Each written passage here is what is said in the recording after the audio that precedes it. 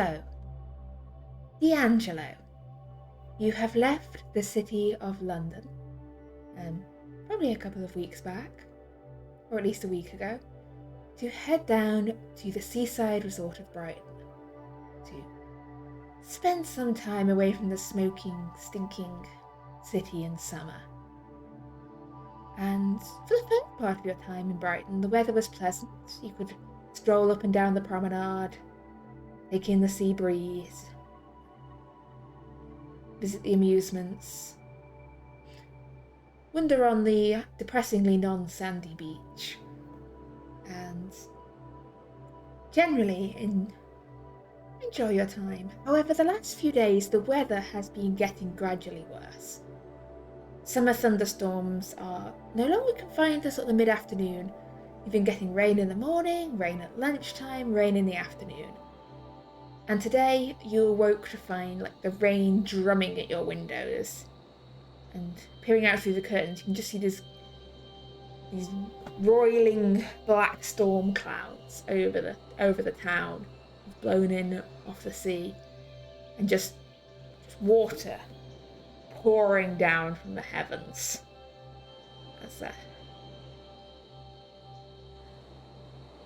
The sun is nowhere to be seen. And as you head down for breakfast, the other guests at the hotel are grumbling, and several are making plans to cut their holiday short and return to the city. The local paper you're handed at lunch is mostly talking about the weather. Not just on the weather pages, but on the other pages. Although there's also a mention of the sad, tragic incident of a fishing boat called the Mary Louise, which has sunk not far off the coast just yesterday, with all hands lost. A not uncommon event for a seaside town, but usually more common in stormy winter months than in the height of summer. So, with the rain pouring down outside, how would Deangelo normally be spending his mornings? What would he be up to? After getting himself some food, he would be returning to a moderately quiet location to work on the book he was writing, a not completely fictional account of his experiences with his new friends.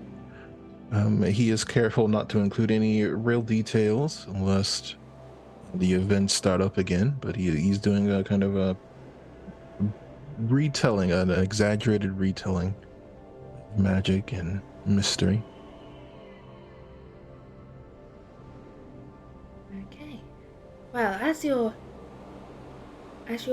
writing away in the hotel, as the rain pours down outside, you switch several miles north to where the train from London is pushing onwards through the driving rain. It's pelting at the windows and dripping down through sort of the cracks around the edges. Here, in the first class compartment, we see three figures. Two gentlemen and a young woman in a grey dress, sat in a private compartment in first class. And is there anything the two of you, and Marlena would like to be doing on your way down to London? You've got a couple of hours. How would you like to be spending your time? Well, we have the time right now.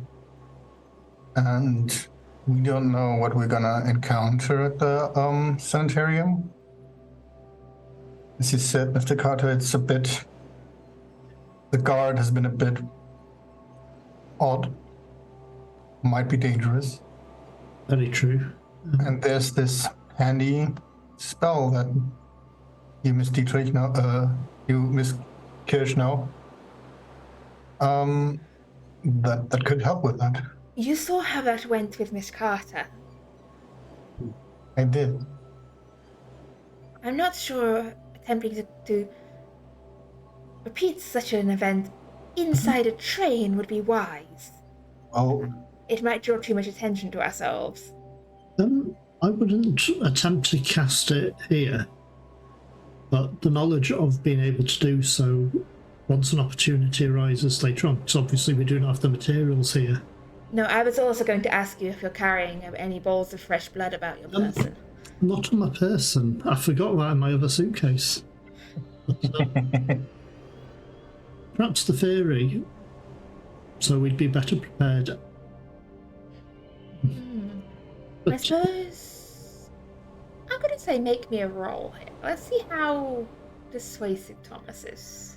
Oh, he's not very persuasive at all. It's dreadful. Or you can go with charm if you'd like charm. Charm or persuasion, whichever you feel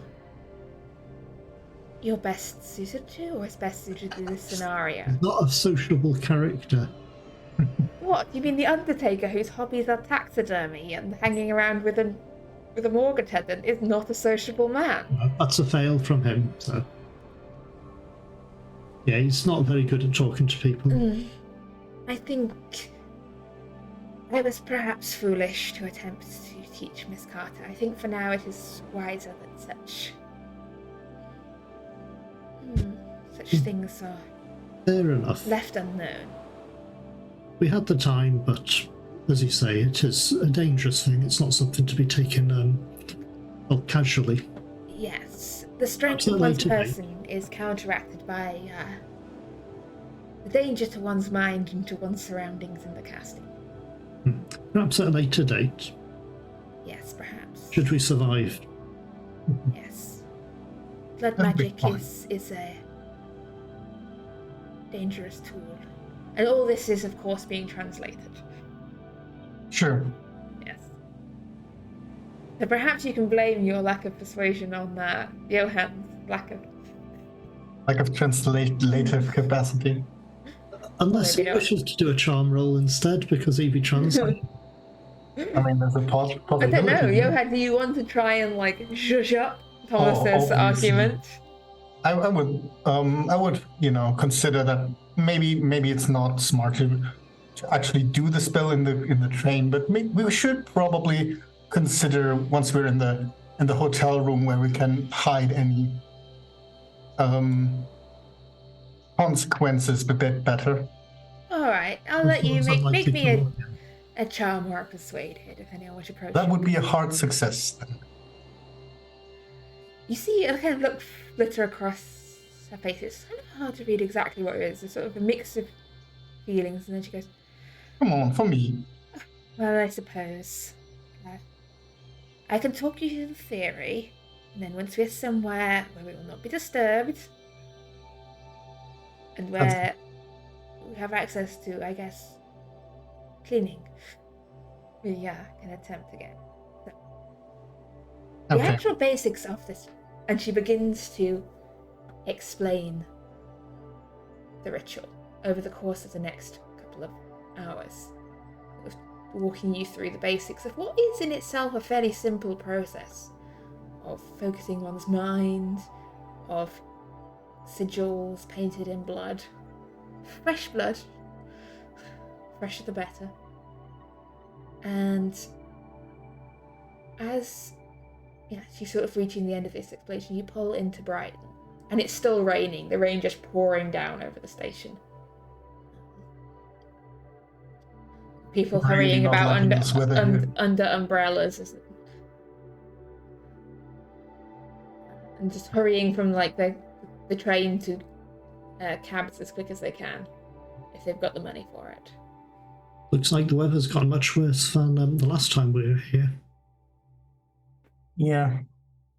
It's a bit worse than normal London weather, I guess, but I don't think I have seen the sun ever since I've been in England, so I will have you know that London's actually a rather sunny city. I think it gets more days of sunshine than many other bits of Europe. It's unfairly maligned as a non-sunny city. Once you get rid of the smog, it's okay. Yeah, if you could just see through the clouds of smog, it's glorious. Anyway, I have resigned now from my job from the London Tourist Board, and we return to the rain sleeting down, Your hotel is just around the corner from the station. It's up to you whether you want to chance it in the rain or not. There seems to be a lot of competition for cabs at the moment. Well, the hotel you stayed in last time is just around the corner. So... Well... Do we see the cabbie at the driver we had last time? Make me a luck roll, please. Let's see if there's any... Success? Yes! Although there's a lot of competition for cabs, you do spot Tony the cab driver with his handsome cab just, like, looking around. There's several people making a beeline towards him to get... I'll sort of try and wave him and get his attention and call him over. Tony, isn't... Yeah. Where do you want to go? Just a short trip this time. Just to our hotel, but we might be making a later visit to Albrooke again. Alright, well, I'm usually at the cab rank just outside the station. You can send a runner there. But, yep, hop in. Great weather we're having here. See, it kind of looks over the three of you and gives a second take at realising that you found a different young lady to the last time you came to Brighton. I'm just going to smile at him and open the door for Malene. And you all climb into the cabin and you head over just round the corner to the hotel. Yeah, the Royal Brighton Hotel. I think I named it last time. It was? You sort of those little awnings outside as you clamber down from the cab. I think I'll probably pay more than the cab journey would normally cover on the basis that he was very helpful and the weather's crap. Thank you, sir. Just let me know if you need me. Take care of yourself and try to stay out of the rain. As you make your way in from the rain, you see the front desk of the hotel. You can see there's like sort of a bar off to one side. There's like a little sort of quite comfortable, cozy nook off to the other side. You can just catch a glimpse of a figure sat scribbling away. Deangelo, you are you see you're writing on this rainy summer's day when you get this cold gust of air as the front door of the hotel swings open and shut, and you see three figures enter. One of whom you recognise as your... I was going to say... Actually, no. We have previously established that friends are made by performing Roman fire rituals together. So your friend, Thomas Carter, and I think pretty well-dressed man. Johan would... Probably expensive clothing, yeah. Yeah, expensive. And a young woman in a grey dress. Entering the hotel lobby. Deangelo will notice them and politely wave them over, so that way they feel invited. It will be up to them if they accept it, and he would move over his writing utensils to the side to give a reasonable amount of space at his table. The gentleman over there is waving. Oh, I'll just sort of wave back briefly. Yes, that is Mr. Deangelo Williams, a well-known novelist, I believe. I know him from an incident in London. Incident? Yes, we had to deal with... I'll sort of say this quietly enough so someone at the reception nearby doesn't hear. It was a matter of curse that started having people in London burnt alive, and we ended up having to do a counter ritual through a Roman tablet to prevent it, and Mr. Williams was with myself and Miss Carter to do said counter ritual, and we prevented the ritual spreading further and burning people in London. So the sort of person that would be useful for the current problem? Definitely, and I believe he might write a fair bit about the occult. So he might have some knowledge that'll be useful for what's going on. Well, I guess then would you like to introduce us so we could maybe Oh, definitely. get an additional pair of hands on this problem? Yep, definitely. So, well, let's head over, and I'll lead the way over to Mr. Williams. Good afternoon. Good afternoon. How have you been, Mr. Williams? Well, it's a bit drearier than I was hoping, but much more relaxed these last few days. I should really introduce my companions. This would be Miss Kirsch, and this gentleman here is a Mr. Zukanen. I'm unsure of the etiquette because I'm fairly certain you have a title. It's fine. I You don't prefer to be matter addressed. Yeah, Johann Wilhelm Freiheitsreturner. And I'll just, do the usuals. It's nice to meet you all. My friend told me that you're knowledgeable in weird matters, the occult. Yes, I suppose that could be said, though I have found myself wondering exactly where the lines between fact and fictions truly lie. I am taking it you all are not here for a vacation. Sadly not. Something strange to do with the weather. It's going to get worse. Right, well, I don't think that would be smart to discuss such things in current company, but I do have a room here if you all would not mind going up there with me.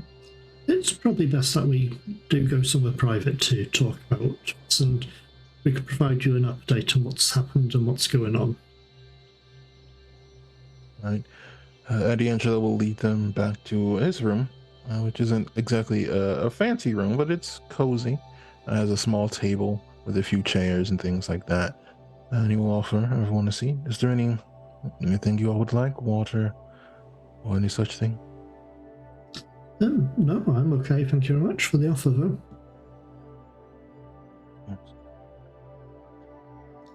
So, where shall we begin?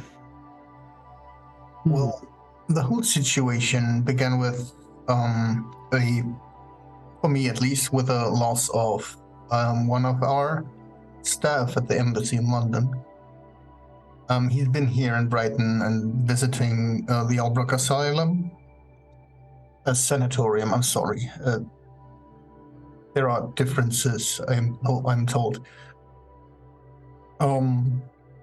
And we've been here before, had a quick talk with the doctor, and his body was found with an eel in it and a couple of mussels stuck in their lungs, floating in the Thames. Then we found Miss Kirsch here, who had Otto. My cousin Otto. Exactly. He was supposed to investigate a couple of oddities. Which ones were those? Just turn over. I originally asked him to look if Miss Carter and the Society were doing anything. And Right. from there, it seemingly brought him here. I don't know if he was looking into her past and people that she had crossed paths with before. I don't really know why he came here, but I think he was onto something. Something is not right here.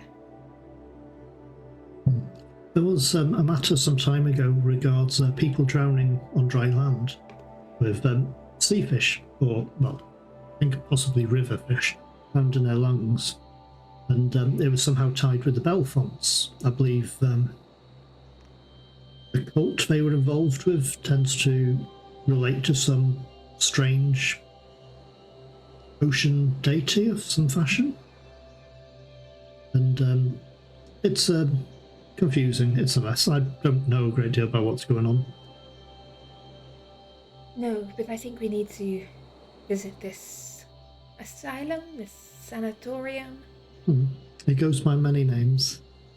But I think there's some matter about a vision bringing disaster to London, potentially. A storm of some A fashion. storm. Looks like we've got a fair bit of a storm here. And it seems to be getting worse. That it does. It sounds like you all have found yourselves in the middle of quite a situation. You know, it is customary to see your friends for problems that are not world-ending, but Who knows? suppose It may be an inspiration for another book. I'm worried that my books are going to be considered too fantastical if I report all of our excursions. What more do you all know about this cult? You mentioned the Belfonts. I know little of their reputation. They worship this entity called Dagon, as far as I'm aware. And there's also been talk about some of them following a Cthulhu. I think Miss Carter also mentioned something about fish people. Yes. Keeper, do I know anything about those three subjects, either together or individually? Make me a Cthulhu Mythos roll, please, if you have. Oh, I did not. And Let's see. failing if you can. Oh, you can use luck on Mythos rolls. You know that. I'm gonna do it. I will spend some luck on it. I'll spend 5 points. That's too close. That's to an not do. impressively low roll. That was a very good roll. That's too close. So you've been doing. I mean, especially since your run-in with the society, you've been doing some research on cults and strange matters, and the name Dagon has come up with associated with gods of water and cults surrounding creatures known as the Deep Ones. These strange entities that dwell beneath the waves, and very little is known about them other than rumours that in some places in some corners of the world they have formed strange pacts with the people who dwell along the coast, and sometimes these pacts can result in children that are half human and half Deep One, called back to the sea to be transformed into the monstrous beings that dwell below. Well, you all have gotten involved with Dagon or the Deep Ones, which is unfortunate. I don't know how much of it is accurate or true, but they believe they are some sort of deity, I suppose, involving the water, so that may be involved with why your person was found with sea creatures inside of them. I have never encountered a person like that myself, but I'm starting to get the feeling that may be changing with your arrival.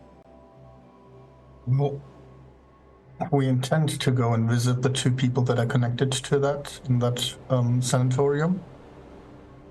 And I think we've heard about some caverns below the sanatorium that we should take a look at. There could potentially be sort of caverns. I mean, these sort of cliffs have a lot of caves in them. So it's very likely the fact that the building is on top of a set of cliffs, and there could be a cave network beneath it. But we'll see what we find. Yes. Is there anything else we need to discuss before we head to bed? Point of order, it's only about lunchtime. Oh, time sure flies. It feels like it's way later. Must be the dark clouds outside. Does make it difficult. I don't believe we've got much in a selection of weaponry, so perhaps we should avoid a direct fight. I mean, I can load my gun and keep it with me. And my saber. I And can bring one as well. if we succeed with the little magical shenanigan, we might be plenty armed for whatever goes down. Well, if you don't, we'll be cleaning the hotel room probably. Okay, so what is the plan next for us? Shall we head off? I'd like to try before we head off, just to know how it's if it's working or not. Kind of curious. What is it that you wish to try? Well, there's this spell to protect oneself. It requires some blood, fresh blood, and it's intended to cast a shield on you to protect you from bodily harm. And depending on what we encounter, that might be useful. And if it's not, well, at least I learned how, and I'm seeing how it works. The problem might be getting fresh blood. Well, there's probably a market around here somewhere, right? Just order a chicken, get a small chicken, and take it with you. Nobody needs to see what you're doing with it. Is this truly wise after what happened with our last run-in with magic? It may provide some sort of protection. Some additional protection. I'm not sure how difficult it will be.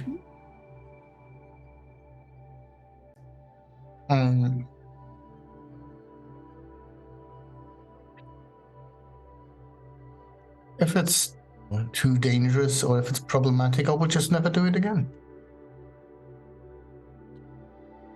I will trust your judgment. Okay, so if you're clear, your plan is to try and acquire a chicken and smuggle it into the hotel.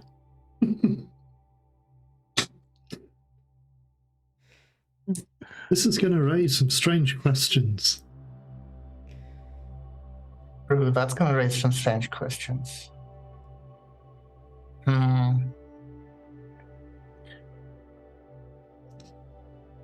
I think probably going to the butcher and just bottle up a bottle of blood and taking that one in is going to raise less questions. I mean, just questions of a bottle are less questions of like. I'm just thinking of all the questions in my head walking into a butcher's and asking for some blood. Oh, that's fine. I know exactly what I'm doing. Let's get through the next butcher. Fair enough. I mean, it's an option. There will be butchers. And I'll go in and just ask for some blood, fresh blood, because there's a dish that I would like to prepare. And it's called. I'm just gonna play up the accent a bit, and it's requiring fresh blood if they have any. Okay. I feel like some form of role is required here. Now, are you addressing this with charm or just with money? Like, how it, like, essentially, you can make this a credit rating roll if you like, but are you able to easily acquire this item? To be honest, I can just credit rating that. It's no, I'm just gonna credit rating it. Why not? Yeah. I get Basically, like. No, it's too expensive. It's not that it's too expensive. It's more credit rating is used as like a proxy for shopping ability. Yeah, okay. Because That's no one put shopping as a skill among the many, many skills on this list. I'm going to say that it's more your unfamiliar, like, I should have probably made just this a luck roll, but anyway, a roll has been rolled now, and the roll was not good, and I don't think an 89 would have succeeded in anything, really. So, unfortunately, you go into a couple of butchers. The first one just shakes their head. The second one says that, they had blood this morning, but they don't keep not fresh. They don't keep a lot around all day. Like, they sell some for things like people whose cooks make their own black pudding and that sort of thing, but it's not. I seem to have bad luck today. in. I guess it's not supposed to be. I will do that at some other day. Well, thank you anyway. Keeper, how long did it take to cast the spell initially? The actual casting was very quick. So, in theory, we could just, if we come across some sort of blood during our travels, like a deep one or a guard or something like that, we just need to spend theory, yes. If you come across some nice, fresh blood in your travels, you could cast this on the go. Technically, it takes 5 rounds to cast, which is only really relevant if you're trying to cast this whilst also fighting or being chased or attacked by something. You never know. That might be the case. Never know. And I will say that, yes, Marlena would have told you that fresh human blood is the most effective. However, she kind of said that with sort of a look of like, but don't do that. I don't know how much of that came across in translation. I don't know. I think I'm just gonna have said that in German and gotten like a reaction accordingly. She just looks at you like. I mean, if there's blood to be spilled anyway. Yes, but be careful. I will, don't worry. Remember, it can make a bad situation first. So, if we have no blood to mess around with, what was the next part of the plan? I'd say we go to Albrooke. I mean, weather's not getting better, right? Is it?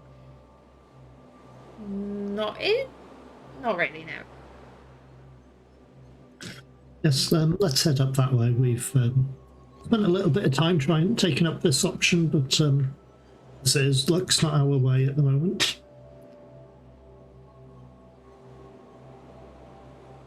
Is your plan just to take the coach there, or are you attempting to gather any additional information first, or just on the way? Is there anything to gather here? There's been an incident at sea. Maybe we should maybe ask around a bit about that. What happened? Because it's not usual that people drown in that time of the year a lot. So, if there's any bodies recovered or exactly, might be connected, might not be. But that's just normal. The article in the newspaper says that wreckage of the boat was found strewn along the shore. However, none of the bodies of the crew have yet been recovered, but all hands are presumed lost. In the one chartering the ship? It was a fishing vessel. A local fishing vessel? Local fishing vessel. It does seem strange that the bodies didn't turn up in the wreckage. So, unless they were taken by the deep ones, or... Yeah, it belonged to a Mr. James Walsh. It is possible. It's also possible that they were lost in the waters. It could be nigh impossible to find corpses in that situation. It could be they've been taken to be used as sacrifices in whatever big ritual that's going on. In which case it'll be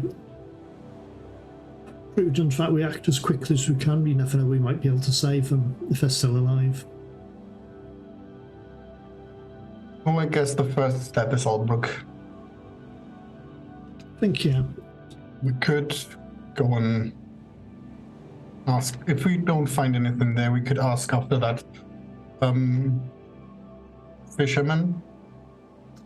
To be fair, any of the fishermen would probably know of any caves in the area. They tend to know a lot about the local, well, coastline. That's a thing. We might want to ask that before we go up there. Yeah, why not? So let's go and take a look if we can find where this person is located. Which person is it you're looking for again? The James Walsh. Sure. James Walsh, exactly. Yes, he was on the boat. Oh, Sorry. Oh, he was Yes, on the boat. he's the fisherman who owns the boat. Okay, That was his so name. that's inconvenient. Sorry. There's probably a bit of a community, a close-knit community within fishing in a lot of coastal towns, so we could probably find a fisherman, someone else with their boats. And just ask about the coastline a little. And about those who vanished, about their ship. So yeah, are you going to look for some fishermen? Yeah, Sure. fishermen's friends. Okay. So heading down to, well, presumably the harbour front. That seems to be where one might find a fisherman. As you head down to sort of the fishing harbour, but you can see that there's quite a lot of boats in the harbour. Doesn't seem that many people are actually out fishing at the time being. And there's several figures sort of dressed in lots of like what's the word? Oilskins, like big oilskins, good hat, waterproof hats, like hanging around under the eaves of buildings or in like what seems to be like a pub on the seafront called the Mermaid. It's called the Mermaid.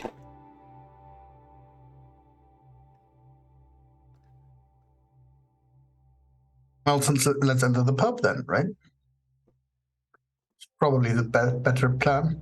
If we want to talk to a couple of people, just ask the bartender. That's a good plan, and it'll be get us out of the rain. Yeah. I mean, we have like umbrellas, but still a bit windy. Yeah, a bit windy. Actually, make me a luck roll, please. Sure. Is that for everyone? Yes. This is very, very important, significant luck roll. Deangelo, your umbrella is blown inside out by the wind and you hear like a snap off one of the spokes. Thomas, your umbrella is plucked from your hand and goes sort of sailing off into the sky. Johan, your umbrella is perfectly fine. German engineering, obviously. Noticed misfortune tends to follow traveling with you all. Well, I don't think that will fit all in one umbrella, but I guess let's just get inside there. What happened to Miss Kirsch's umbrella? Is hers fine? Someone make me an additional... Actually, I don't know what her luck is. Someone roll me D100. I'll do it for you. Her umbrella is long gone, shredded by the wind and ripped from her hands. That was a 97 on the dice, which is a complete failure. That's almost a fumble. Yeah. I don't know what a fumble is, where it takes your eye out as it goes. Just detonates in your hand. I believe it's very likely she will be sharing the umbrella. Yes. Yeah, it's very obvious with whom I'm going to be sharing that one. Thomas, right?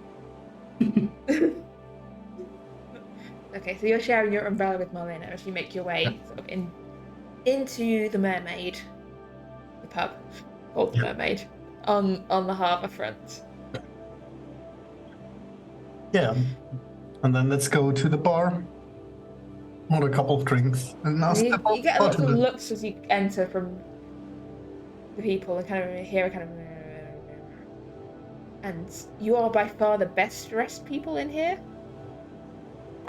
We probably haven't got oilskins on. Yes, no, this whole place got sort of muggy air with like this damp coats hanging up, sort of steaming by the fire. There, the barman will pour you a couple of beers. Yeah, I think noticing the bit of a odd look that we're getting because we're more well dressed than the others, I think I'm just gonna excuse our intrusion to the bartender and tell him to just give a round for everybody. Hey. Enthusiasm sort of grows for your presence. There's like over, yeah, here. No need to have additional animosity to somebody that is obviously not a usual guest. What brings you down here? I mean, shelter from the rain at the first point, because the umbrellas weren't actually as well sturdy as we would like. But You want an umbrella in weather like this? yeah. It'll be halfway to the Isle of Wight. Otherwise, we heard a couple of rumors about the coastline and thought who to ask better than the people that go out there the entire time. Aye, what you want to know? We were told there's like caves and coal and caverns and all the things down there. Yeah, there's a few, yeah. Although, And there was a bit of more of a special rumor being one below the sanatorium out there. That kind of caught my eye and my ear. Because I like to, spice in my writing a little bit of truth into the fiction for the people to give grab me onto. a charm roll here, with advantage because of beer. With advantage because of beer, okay. Yes. So that'd be a hard one. Yes. That doesn't go for all rolls. Not all rolls get advantage because of beer, but charm does. There's some caves out under Albrooke. Down sea caves. I wouldn't go in them though. Stay away from that place. Why is there rumors about something? I mean, I don't go up near that place really. I try not to sail too near either. You can sometimes on a clear day when the sound travels, you can hear them screaming from inside. I'd not want any relative of mine to end up in a place like that. Understandable. You hear them screaming from inside though. Those are Sound some travels. thick walls. Those are some thick walls. That's kind of spooky. Maybe it's not I'm screaming. Maybe it's someone else, but But perhaps the sounds sounds like it's coming through the caves. I was going to ask. Yeah. So, which caves would you recommend we avoid? Anywhere near. Well, honest, I wouldn't go caving in this weather if I were you. No, it's not the best weather for it. Yeah, it's got time. It's just we were there. Just thought to ask right now because it's possibilities there. I mean, if you're looking for, there's not many good sort of nice tourist caves around near Brighton, but we're not really got that many cliffs to be honest. But there's a few. He starts rattling off some other caves that are not near Albrooke that he recommends to visit. Yeah, I'll think more. It's the one he recommends we avoid at all costs. Yes, he So was. I find.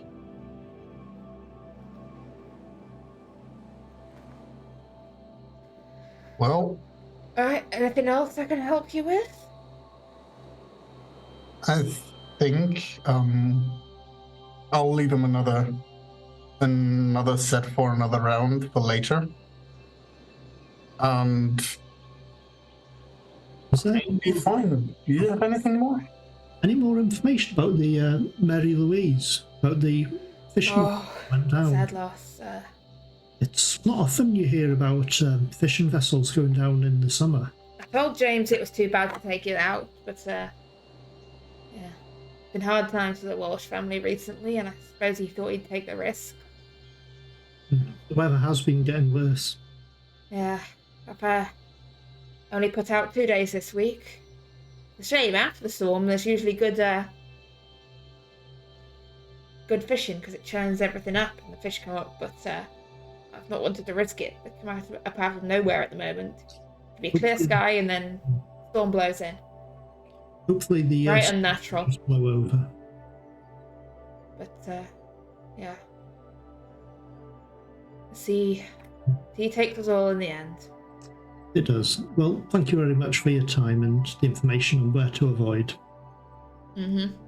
I don't think we're going to go near any caves in this weather. Wise man. Perhaps we'll wait till it's sunnier. Well, such a bad luck with the timing.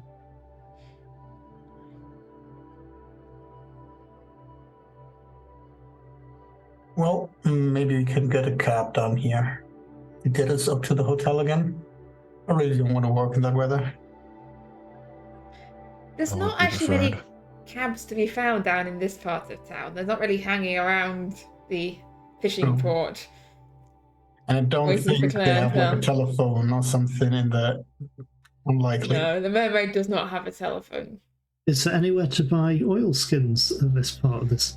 There is, however, a fishing supply shop that will sell you, like a chandler's merchant that will sell you everything from oilskin to tarred rope to like boat paint, fish hooks,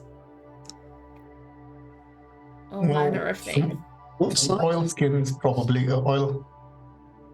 My brain's just farting. That's probably a good investigation. Yeah. Just get one for everybody. Yeah, I think we'll probably look into that. Do they sell knives and the like there as well? Yeah, they'll sell knives.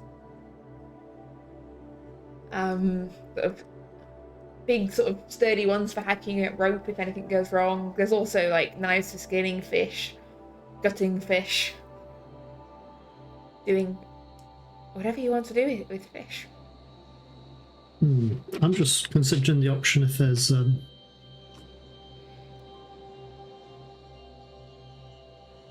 might be worth getting a large knife. Yeah, you can acquire a large knife. To conceal in the oilskin somewhere. I mean, how large are we talking? It depends on how easily concealed this knife is. Like, Crocodile Dundee knife. essentially, are we talking like kitchen carving knife or machete knife? Ooh. It's very likely I'm thinking machete. Okay, so a little harder to conceal, but you've got big oilskins on, so as long as it stays under there, you can conceal your... To be fair, it can just be wrapped up in some sort of packaging anyway. Yeah.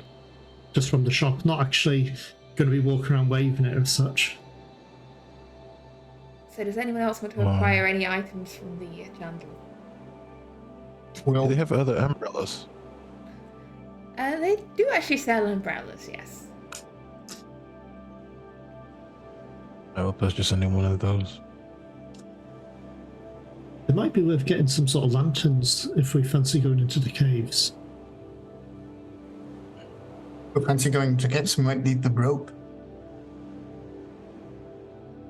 So I guess we're just gonna buy everything that looks vaguely usable if we're going into So lanterns, cave. rope, a great big knife, a new umbrella, and some oilskins. Anything that might be useful if we were going caving. Okay. That's looking odd. And we were worried about the blood or the chicken, but I guess I mean, we get chicken down here too. Not this shop, the shop next door. Wasn't big fish. Any more whistles for sale here? Yeah, there's whistles. That would definitely be... sure. I'll probably buy another pair of additional whistles. Just in case. Well, for our 2 new companions. Hey, are you gifting Right. Deangelo with a whistle then? Yes. I'm just cursed. The idea was, if somehow we end up separated and one of us ends up in danger, we can, well, blow a whistle as such, and at least everyone else will be able to head towards it. Initially, we thought something was going to happen when we were stopping in our hotel, and we thought we might need to raise an alarm, but hopefully it doesn't come to that, but it might be useful. Better safe than sorry. Exactly. Doesn't take up much space anyhow. All right. Well done. Okay, Are we so finished? is the plan to head along the coast and go into the caves that they told you definitely not to go into? I'm not sure whether we wish to go to Albrooke initially. We can visit the front door, as I think our initial plan was, and depending how that goes, we can check the caves afterwards. I'm not sure what everyone else feels like doing. Probably. And we can just leave the diving equipment back in the cab. It's probably good. And then, just go to the coastline and make the way couple of steps up. And that's fine with me. I'm following your lead on this. Okay, so you're taking the cab up to Albrooke first. Okay. Sure. So hopping in, managing to get the attention of Tony, the cab driver. You're taking all your lanterns and rope and oilskins with you, but leaving them in the cab. That's the plan. I'll probably get a bit of a strange look from Tony. But, Yeah, as you go to pick up, sort of, to get the cab to get up to Albrooke, Deangelo and Johanna need to make me look rolls, please. It's still windy out.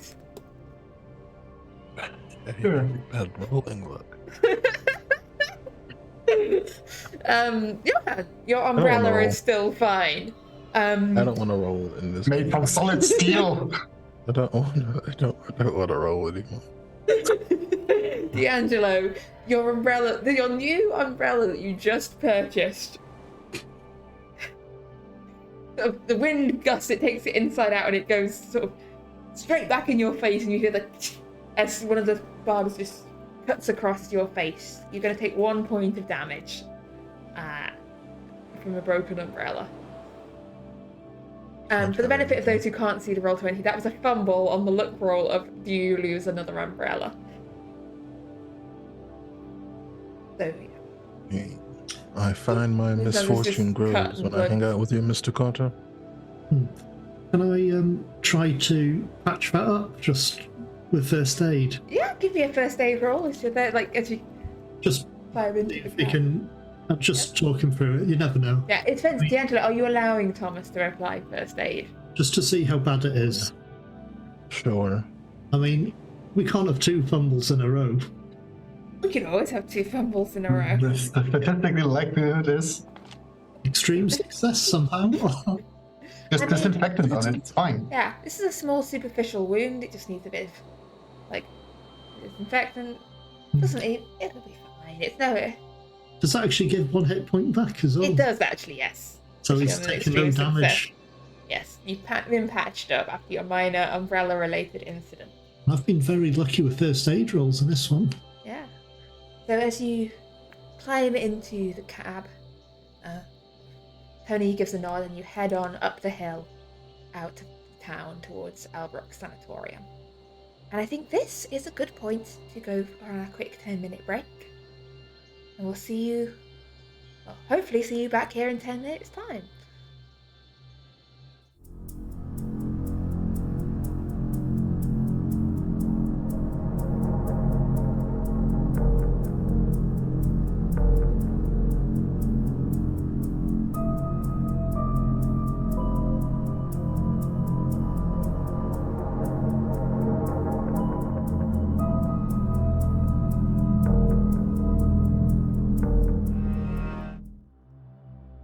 And we are back. So, the cab rolls up out of Brighton, round the winding path up the hill along the coast towards Albrooke. And the other two of you have been here before, but Deangelo, this is your first sight. You spent time down in Brighton, but likely not been up here, because it's not exactly a normal place to visit. And what you see as you approach is this sprawling brick building built almost worryingly close to the cliff edge overlooking the sea, surrounded by a high brick wall with a gateway in it, with this ironwork sign arching above it, with the word Albrooke written in large metal letters. And the cab enters through this gate and round this sort of gravel drive at the front and up to these wide steps that lead up to a large front door set in this brick facade. And looking up, you can see there's not many windows on this place. There's a few on the lower floor with the shutters closed against the weather. Looking up, you can see many of the windows on the upper floors appear to have bars on them. It's not a particularly hospitable looking place, especially with the rain still lashing down and the dark sky above, making it seem much darker and much later than the real time, which is probably about 2 o'clock in the afternoon at this point. I insist that we spend our time someplace more pleasant next time we meet up, Mr. Carter. Yep, hopefully. Are they expecting us? Nope. I don't think so. We could have told them beforehand, but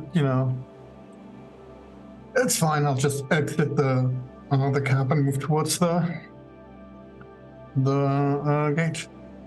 I believe the Belfont who's here might be Charles Belfont. I'm not sure. Don't seem to remember much about the story in the papers other than the family home was blown up in a gas explosion of some fashion. And he may have been the only survivor. It's convenient and tragic in equal measure. I'm sure Miss Carter could have provided more information, but that's the limit of what I know from the papers. Speaking of which, how is Miss Carter? She's not with you. She's not feeling well. I believe she came down with a severe headache. And Marlena leans forward to say something and thinks better of it.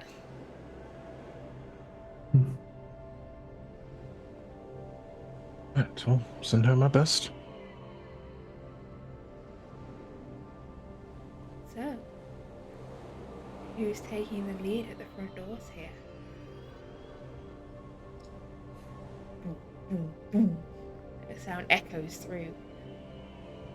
And after a brief moment of standing on the doorstep in the rain, you hear someone unlocking and unbarring the door underneath your superior umbrella in the rain. Unlocking and unbarring the door from the inside. And you see, same attendant as last time. You again. Yes, would you mind calling the doctor for me? Come in. Thank you. It's a bit nasty outside. Yeah, looks at you go. And then, wait here. And points to kind of this spot in the middle of the lobby, and then disappears off down a side corridor, stomping his heavy boots as he goes. I'll use the time to shake off the water of the umbrella and close it down. And it's not a long wait before this slightly weaselly-looking, balding man comes hurrying in. You're back already? Well, I didn't expect this. On a day like this of all. Well, I didn't expect it either, but the ambassador wants to know a bit more detail.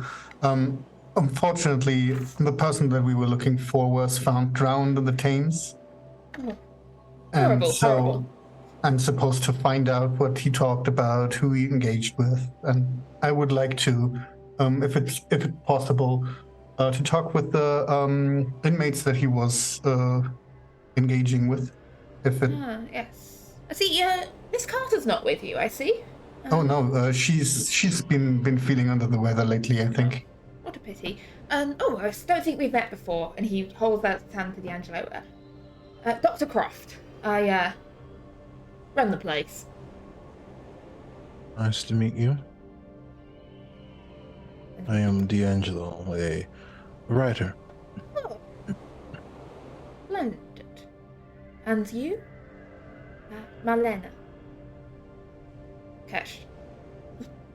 Miss Kesh. Good. Right, well, you look all absolutely drenched.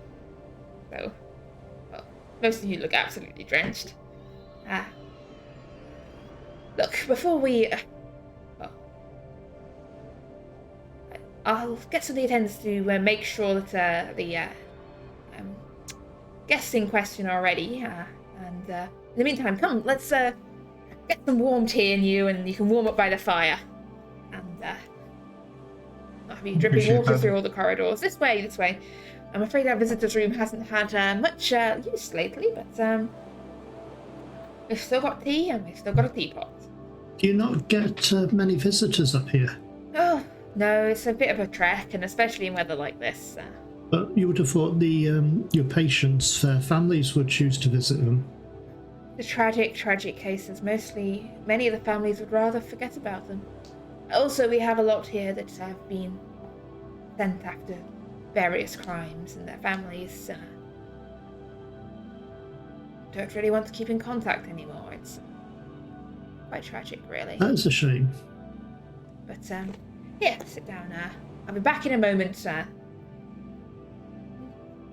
Miss Willoughby, would you put the kettle on, please, for our guests?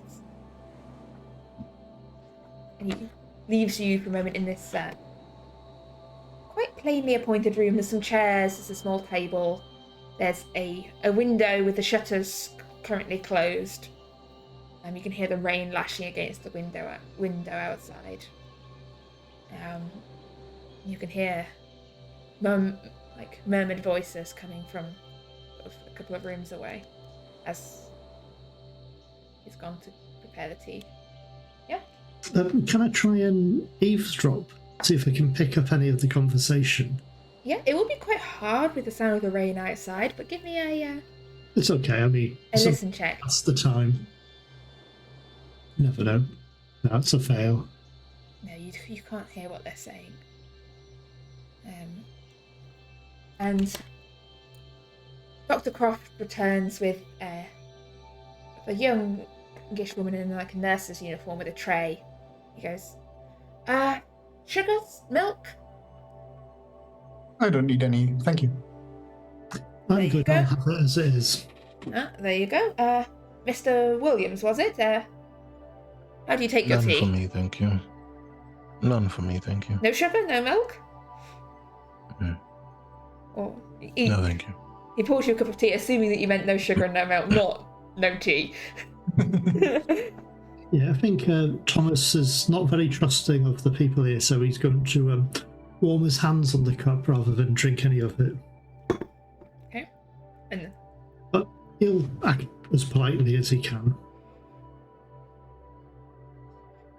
Under the pretense he's waiting for it to cool down enough to drink. I would like to kind of watch them to see if they're nervous about anything or just kind of acting in a way that would seem unusual. I guess I know that would be like a psychology roll or that would indeed be a psychology roll. Yes. Can I try to see if their behaviour is much different than the last time we visited them? Yeah, go for it. The doctor seemed excited last time. I got a success. I'm trying to see if his behaviour is different from last time and how the nurse's behaviour is. Okay, yeah, Deangelo, you can't really get a read on either of them.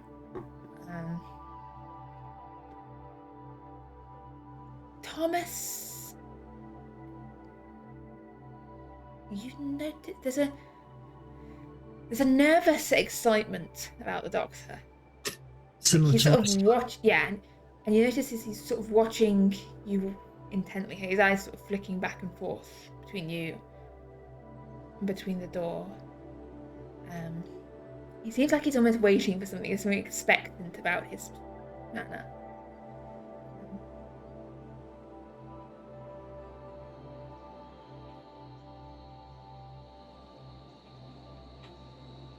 Mr. Williams, is the tea not to your liking? I can fetch you some hot cocoa if that's preferred.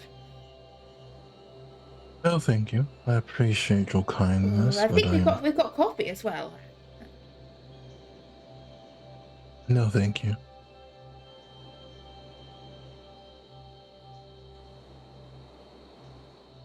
Well, don't worry. It's gonna be fine. We're just gonna get a quick talk, find out what we were talking about, and then be on our way. We should have been here then. And just hold the cup up to my nose and smell it a little. It smells like tea. Smells like tea. Giving it a little sip. It tastes like tea. Tastes like tea. Fine. But just wait for the doctor to return. Well, the doctor's there currently. Just waiting for you to finish your tea so that you can... Well, he goes, well, once you finish up with your tea, we can go and see, you wanted to see, was it Dr. Lake? Oh, Mr. Lake, I suppose, really. I'm not sure his medical license is still valid.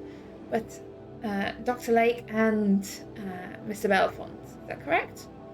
And they were the ones that Mr. Hoffman visited in his...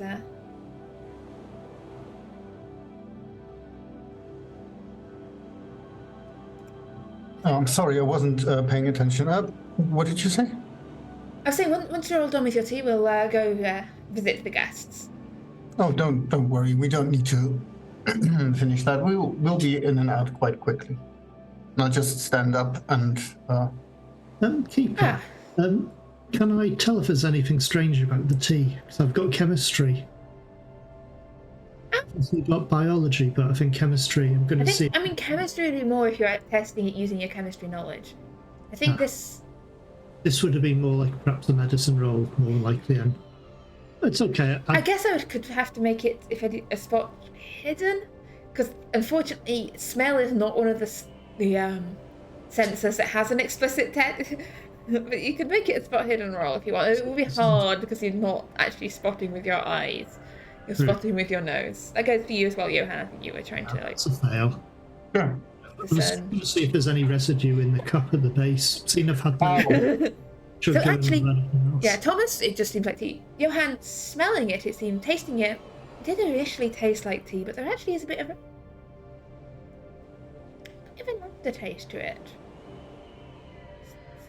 It's hard to place, but maybe the tea's gone off, or maybe there's something else in here. But yeah, all it takes is a couple of sips to discern that there's definitely something else in this tea. Yeah, I'm just putting it to the side. I'm saying, yeah, you doesn't need to worry about that. We'll just get that over the way quickly, and we can leave you to your devices. Oh, well, in this case, follow me, please. This way. After you. I'll put my cup of tea down and I'll follow. Through here. Just down this way. Just down to the west wing, and he sort of leads you down the corridor. And you notice the heavy set, sort of largely attendant is following behind, bringing up the rear.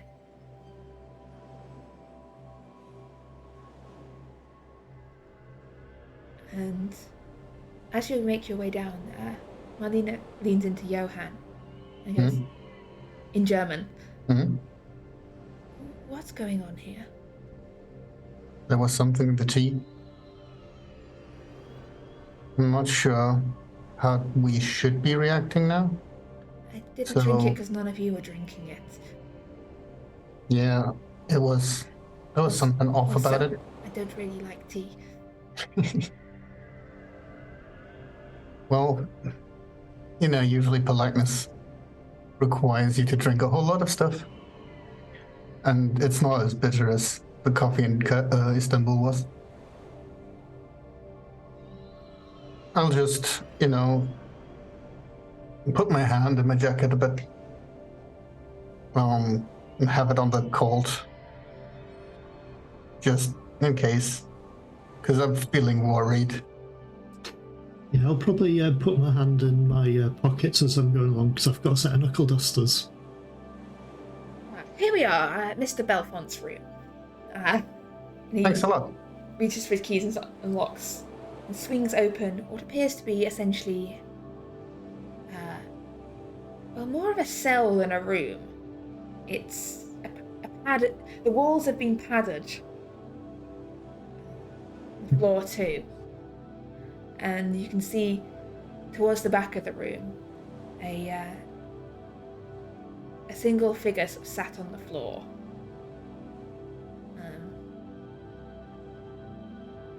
Doesn't look in the best of health or the best of condition. He's got this mop of dirty blonde looking hair, and he appears to be wearing what looks to be a straitjacket. His hands sort of bound back behind his back. I apologise about his condition. There was a bit of an incident the other day. It doesn't... His own safety. An incident? What happened? I'll just get into it all. Mr. Belfont, would you mind to tell me? And as you enter, Mr. Belfont sort of looks up, and you can see he's got a very sort of pale. Doesn't look like he's seen sunlight in a long time. Very pale sallow skin. I'll just mention that Thomas Carter's not actually entering the room. He's hanging back outside the room and keeping an eye on that extra guard. Yeah, he's just kind of hanging back behind the four of you. You can see there's dark shadows under Mr. Belfont's eyes. You can also see what looks to be like a faded sort of burn scar along one side of his face. Looks like he's been badly burnt once upon a time. And Dr. Croft goes, well, this is not... Would you prefer to talk to him here or in I don't mind if it's here. Well, he kind of waves you forward into the room. Sure, I'll enter. Mr. Belfont. I'm Johan Wilhelm Freiheit. I would ask you a couple of questions if you're all right with that. I can leave you in privacy if that's what you prefer, Doctor. Kind of It's fine. It's fine.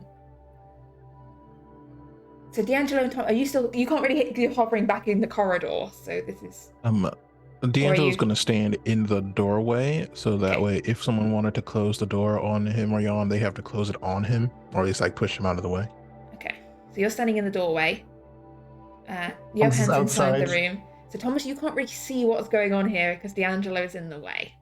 It's okay. I'm quite happy. I'll back up. I'm assuming this is a corridor. Yes, this is a corridor.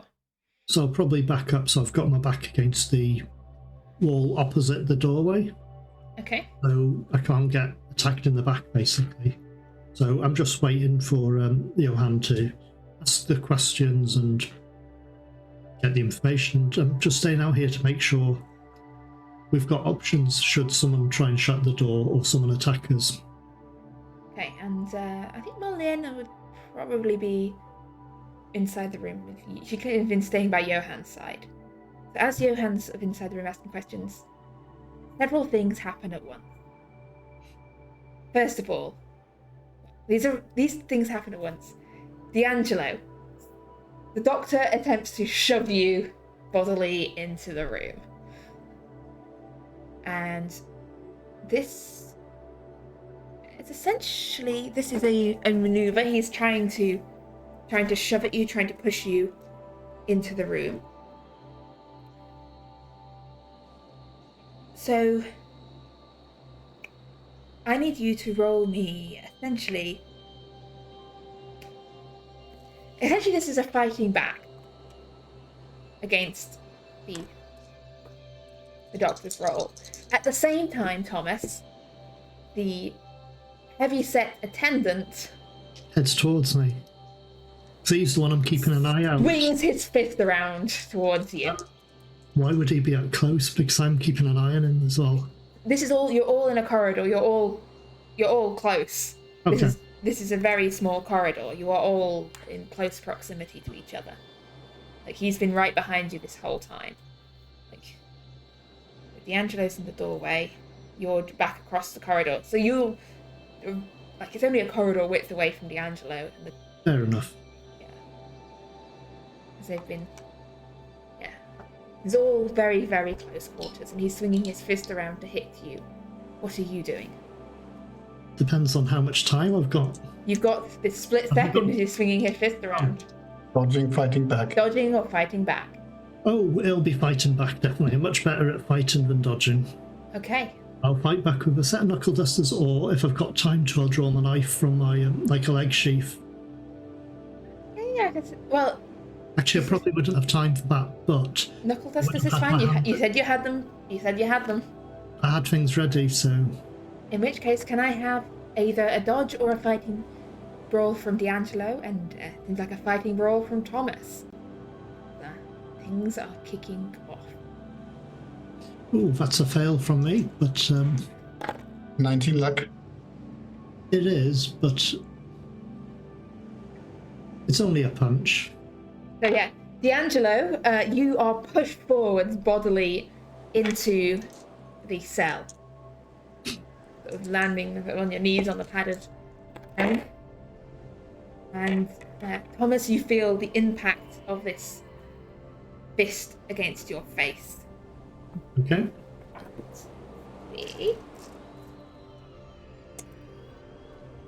Ooh. 5 points of damage. As you just said, That's a big hit. that is a maximum roll. That is half my health. Is there someone who's got a build? Yeah. Half your health. Okay, in which case that is a major wound. And I need a con roll from you. That's a fail, but I'll spend the free luck. Okay, you're still conscious. As you sort of slump down, you're still conscious, but you've taken a major wound. Things are not looking good. And now I'm going to just double check. What's everyone's dex? That's this. 55. dex, Does the fact that I have the gun in my hand count as? You or don't do I have need to train it. You don't have it ready. So readied guns essentially is you're there like pointing your weapon. Okay. So Johann's 55. Thomas was 65. okay. Deangelo 50. 50.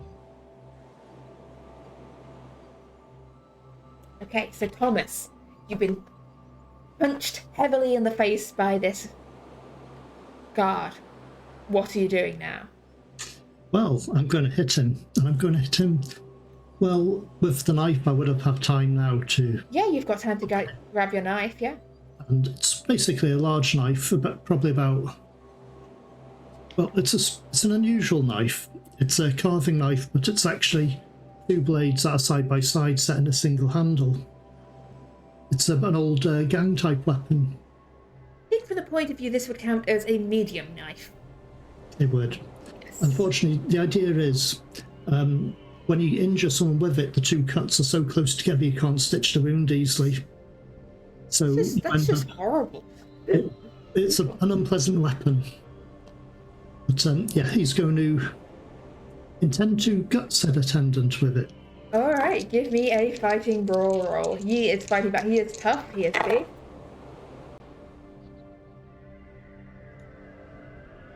That's a fail for me, but And yeah, do you have 36 points of luck to spend? nope. So you reach, try and gut him, and instead you get like his elbow sort of coming around, knocking your knife hand away, Okay.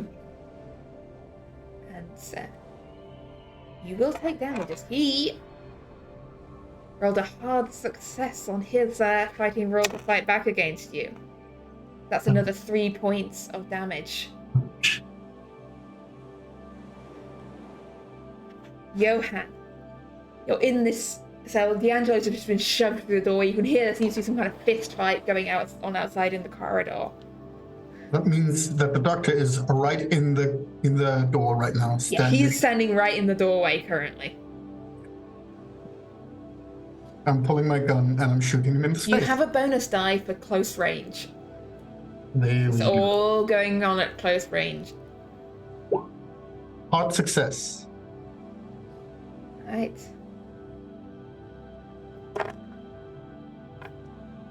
He tries to drop down to the floor, but he's too slow, and your bullet catches him. I've never actually used that gun yet. Oh, what sort of gun would you say it is?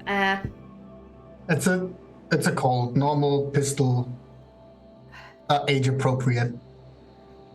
I think they're about D8. I'll check on. Most guns are a D8. I think most of the ones that be around in this time, which will likely be a I guess D8. this revolver was about a D8, so. So yeah, roll me a D8. That seems. I don't think it casts into the D10 weapons. It's definitely not. 6. Okay. You just see if he can keep his consciousness. He does not. Gunshot hits the doctor as he starts trying to duck down to the ground, and he is now sprawled in the corridor, sort of very close to where Thomas is currently wrestling and with this large attendant. And Deangelo, what are you doing? You've been knocked back, but now Johan just shot the doctor who's standing in the door. The sound was looking muffled by the fact you're in a padded room. Am I able to see Mr. Carter? You are now, because the person standing in the doorway is now lying bleeding out on the floor, and you can see Mr. Carter just over the doctor, sort of unconscious form. You can see Thomas there with his knife, sort of wrestling against this big, muscular and he's guard. not looking good at the moment. And he's not looking good. Well, then Deangelo would like to pull out his .45 revolver and shoot the other person. Okay, you're not quite close enough to get a bonus die, but yeah, roll me a shot. As these gunshots. Oh. I'm gonna spend. I want to succeed on one roll tonight. Yeah, so 7 I'm points of gonna luck. spend- That's a success. Roll me 1d8. As another gunshot rings out, you can see Mr. Belfont scrabbling backwards into the corner of his cell. As So, the one that I got from the book said 1d10 plus 2. Should I reduce that to 1d8 on my sheet? what's the one you've got written down? I believe it was just a .45 revolver from the 20s. So I don't know if you I want think to use that. 1d8 because we are still in 1890. So All right. I think Okay. All right. Then yeah, I will. I we're will not switch quite that on got the up sheet. to It's all good. powerful weaponry Okay. just yet. But okay, 5 points. That's not enough for a major wound for this guy, but that's definitely not helping him. He takes this gunshot. That's like this cry of pain. Johan, you can hear Marlena next to him begin to mutter something. Mm-hmm. But whatever she's doing doesn't seem to have come to fruition yet. She's murmuring sort of words under her breath. And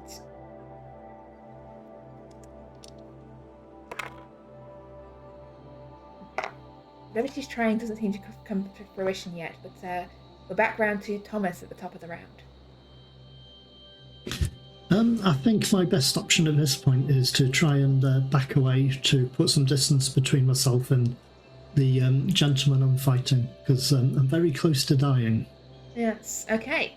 I'm going to say a dodge roll to try and sort of back out and scramble out of here without taking any sort of... Oh, that's not going to be good, but I'll roll. Can he have a bonus die since this person just got shot? Well, no, he's been punched in the head and Yep, he's not.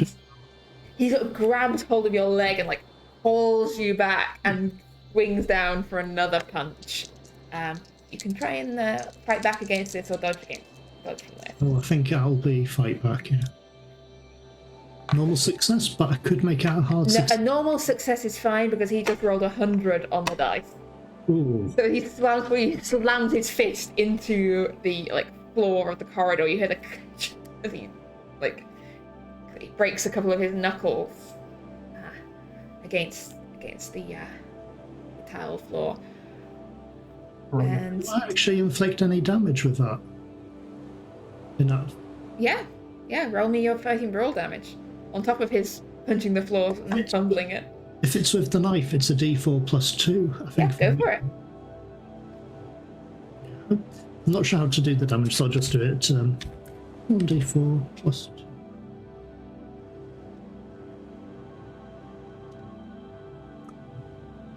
I got to roll. So you're scrapping back and forth. Oh, that's Not much damage, but another 3. This is adding up. He's looking pretty. He's been shot. He's been stabbed, and Johan, it's your turn. I'm just gonna step up a bit, aim and shoot.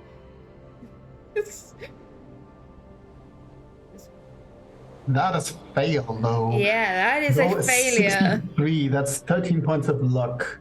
Let's go and spend that. Bring that over. Let's make Well, that. you don't have a bonus die on this one, so this should be the first Oh. roll. So this would be 20, because there's a bit more distance involved here. Oh, okay. So that It's would not quite be 20, 22 points of luck to Yeah, succeed. that's too much. That's just a miss then. So a gunshot, ricochet, you hear the shattering of tiles on the wall as this shot echoes around the corridor.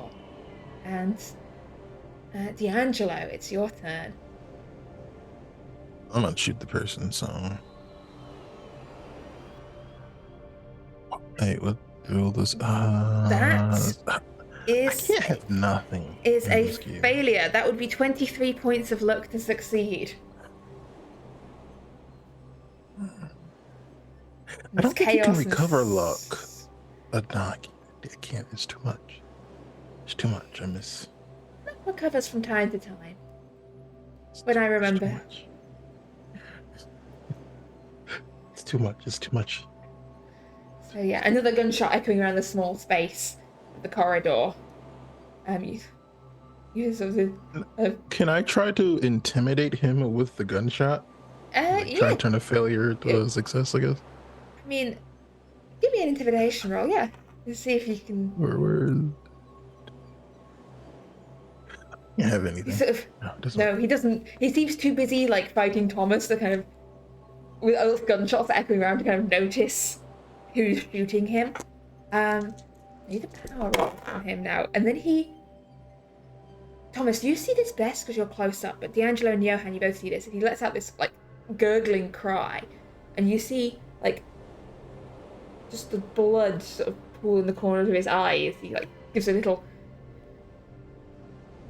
twitch as the blood vessels in his eyes sort of pop and burst, and there's trickles of blood down.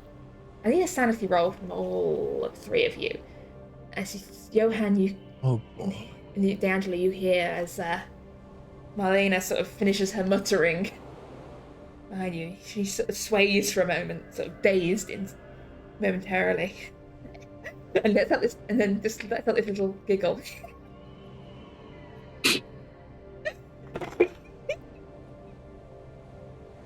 But whatever's happening, she seems to find incredibly amusing. Just I'm assuming the guard's still standing. he's down because you kind of collapsed down when you were eventually hit. So it's sort of been half against the wall, half upright, sort of scrambling around. Whilst he's out, would I be able to just cut his throat? Well, he's not out for the count yet. He is.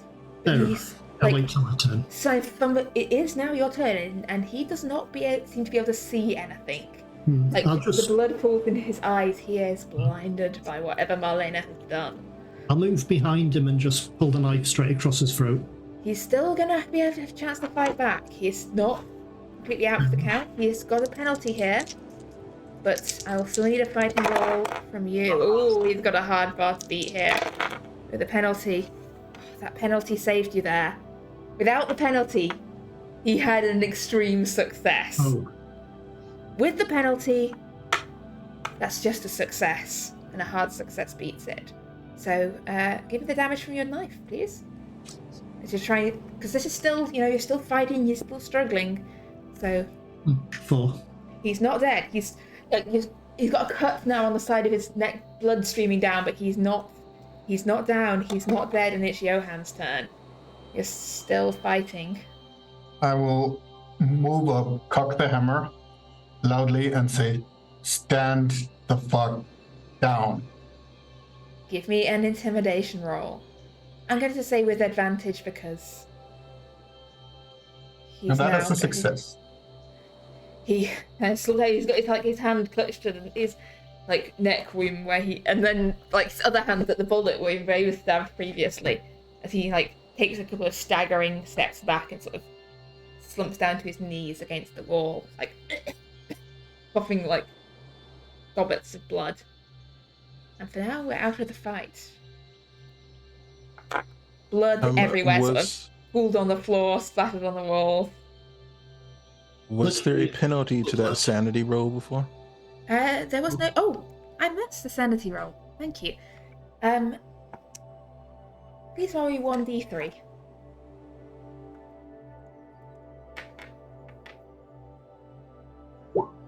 You lose 1 point of sanity. Missed it. There'd been a As bad as it could have been. Yeah, it's not so bad. I mean, amidst all the gunshots and fighting of this, rather fast and brutal fight, that was just an extra layer of oddness. But, yeah, Marlena's still giggling away. Her laughter sort of echoing around the hall as the guard is clutching at his neck. The doctor is lying still on the floor. His blood is pooling out around him. All right. Well, that was certainly exciting. That wasn't that good. I'm going to try and, patch my injuries and probably severe bruises more than anything else. But some of them, actually, trying to think now, one of them was a major wound, wasn't it? Yes, yeah. How would you work that out from a fist, like a break, a crack, a fracture, something like that? I mean, I guess it's possibly a minor concussion. A blow to the head with a heavy fist, could easily be a major wound. Could have taken you out, but it's just... Yeah. I'll see if I can try and maybe dislocated jaw. I'll try and stay off the worst of it. But, yeah. First aid or something? Yeah, give me a roll. Can I assist with my first aid knowledge?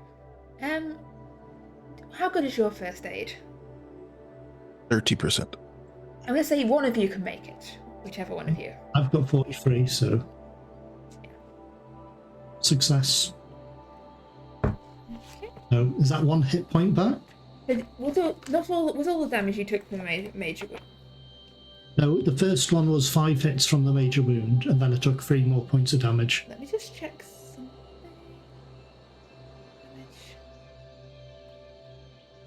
So I think first aid only does 1 hit point. I don't think after you've taken a major wound... No, you get 1 point back. Yeah, 1 point back. But that's... Yeah. Is that still a major wound, though, or...? Yeah, you've still got a major wound. That's from damage, no problem. Yes, yeah. It's not... Major wounds take more healing than simple first aid can provide. Yeah. That's all good. Are you alright, Mr. Connor? I'm not doing that well at the moment. Probably need to see a doctor, and not this one. I'll point that gesture to. But at least I think he's still alive. We could probably get some information off him and the other gentleman. Right. Well, there was the nurse. The nurse hadn't followed you. She wasn't involved in this scenario. She's off cleaning up the teapot somewhere. So, and I'm going to I'm standing like 2 meters away from the guard that's slumped down. Would you mind explaining what that was about? Doctor's orders. Do I believe him? It can make me maybe a psychology roll. Go on.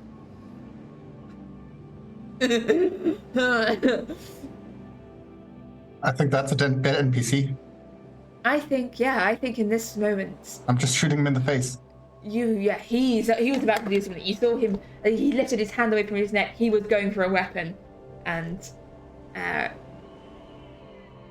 is it that with hit points? I think, yeah, from this range, with a gun, I don't think any roll is needed. There's another gunshot echoes throughout, and the body of the attendant slumps down to the ground. It's brain and blood splattered across the piles behind. Questioning the guard, we say, we'll leave it at that. Could I attempt to cast that blood ward? Would I have given information? And if you want fresh blood here. There is plenty of blood. If you want to, I mean, it'll take you some time. So if you want to go off to the one side and sort of try and attempt this, you may. That'd be an idea. Whilst we've got a quiet moment, and I've only got 3 health left, so it's probably an idea. So you're starting ritual blood magic in this corridor with one unconscious doctor and one recently dead body. Yes. Johan and Deangelo, what are you doing? Well, I'm doing the exact same thing. This has gotten way more dangerous right now. Okay, you're also engaged in ritual blood magic. Exactly. I'm gonna keep an eye on Marlene because she's been giggling a while, and I'm kind of. She's just there, like in the corner, just. She seems to be calming down a little bit, but. So, Deangelo. You are now in the blood-splattered corridor of a sanatorium. Just to paint this scene for you, out in the corridor, you can see an unconscious doctor bleeding out on the floor, the body of a dead attendant slumped against the walls, and 2 people you sort of know, seemingly painting ritual symbols on themselves in this fresh human blood. Inside the padded cell to the right of you, you can see a young German woman giggling away to herself at this whole bloody situation, and a man in a straitjacket cowering back in the corner from this whole affair. Whilst the others are engaged in ritualistic blood magic, Deangelo. First of all, give me a sanity roll. Because... Hey, stop like things. I'm not doing too well. I mean, this is what you expected when you got into a cab with Thomas Carter. What would you like to do? I would like to see if I can keep the other person alive, or at least die slower. Yeah, give me a first aid roll, please. Okay. Got an extreme success. Yeah, you seem to have staunched the bleeding, and he doesn't seem to be close to dying anymore. He's definitely still alive. He's still breathing. You've staunched the rest of the bleeding, and he seems to be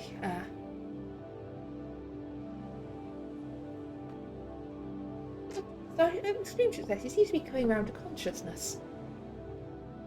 Gives sort of a groan.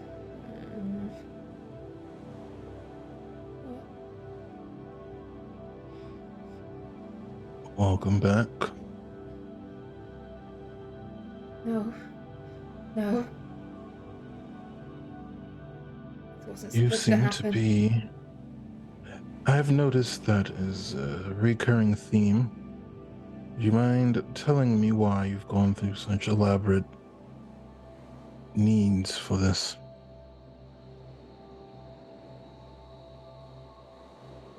I asked to be sent a suitable sacrifice. You came to my door. To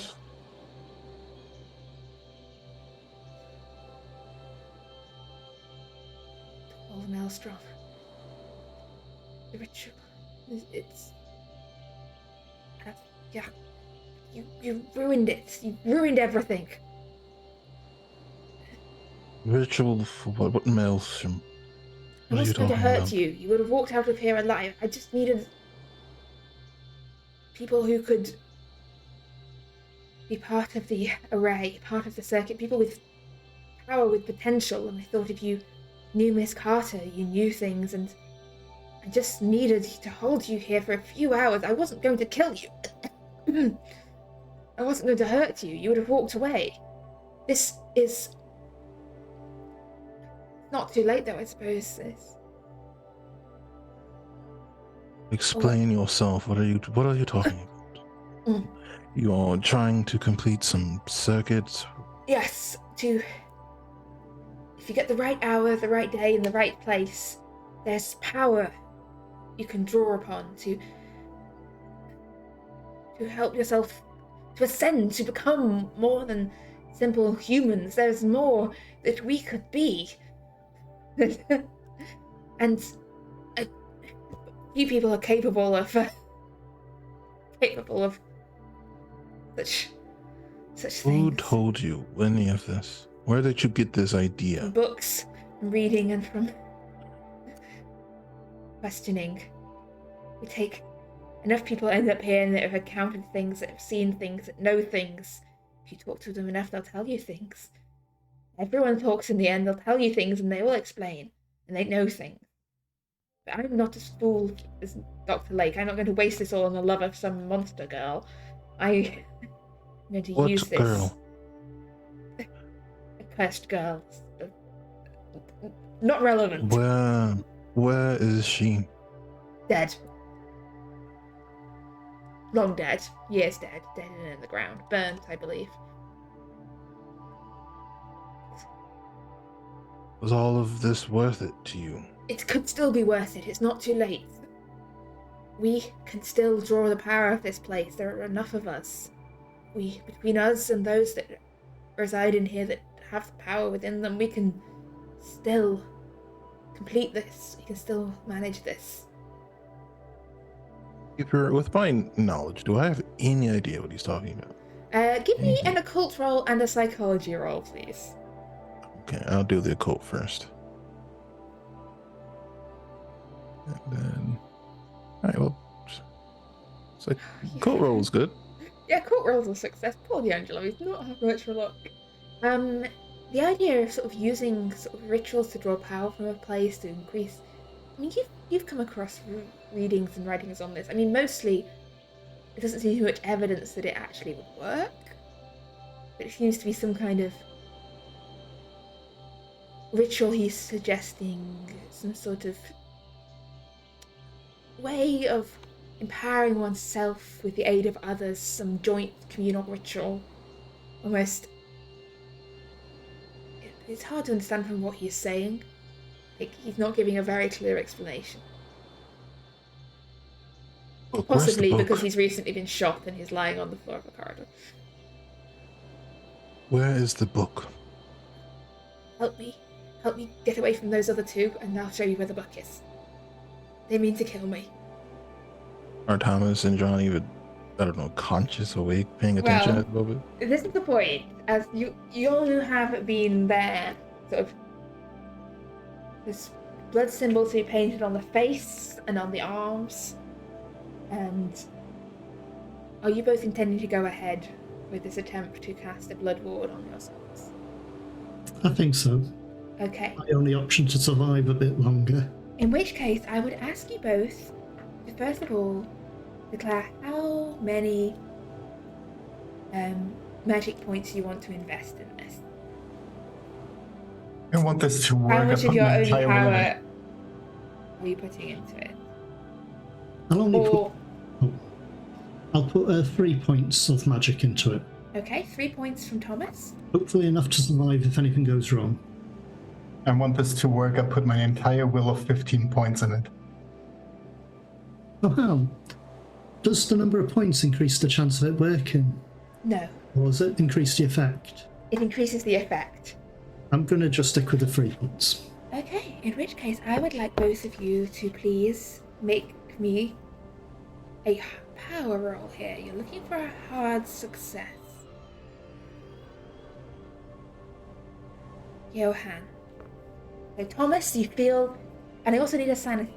I need you to roll for, I think it's 1d4 sanity loss, Thomas. So Thomas, you lose 3 points of magic, 4 points of sanity,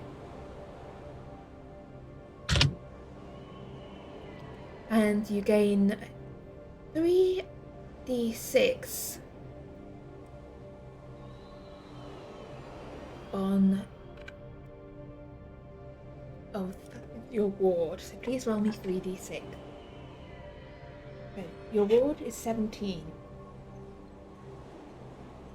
That's good. So you will, if you take physical damage or damage from a non-magical source, first 17 will come out of your ward rather than your thumb. Johan, you feel so close to getting a hold on this, whatever this ritual is, but it just slips away from you at the last moment. I think resources are there to be spent, right? That's 25 points of luck, if I'm mathing this correctly. It is, yes. Let me just double check if you can spend luck. I mean, there's 9 points of luck left. This is fine. I was worse at one point. Oh. Also, I can't embarrass myself in front of the lady here. That's not possible. Okay. You feel your sort of whole sort of energy right now. This is the question.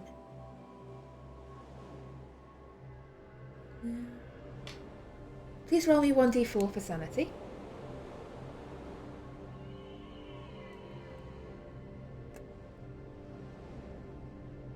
You lose 4 points of sanity, as I think is fitting for this situation. Yeah. What does that take you down to? That takes me down to 56. So you're still above your daily limit for now. Yes. Just. Although Everything's your fine. sanity is slipping away faster and faster. Also, I didn't change the latter one. Oh, we haven't lost anything today, right? Have we? I made all the sanity rolls for today. I don't think. Yes, so that should have started off at 60 then. Yeah. So there's been 600. In which case, 6.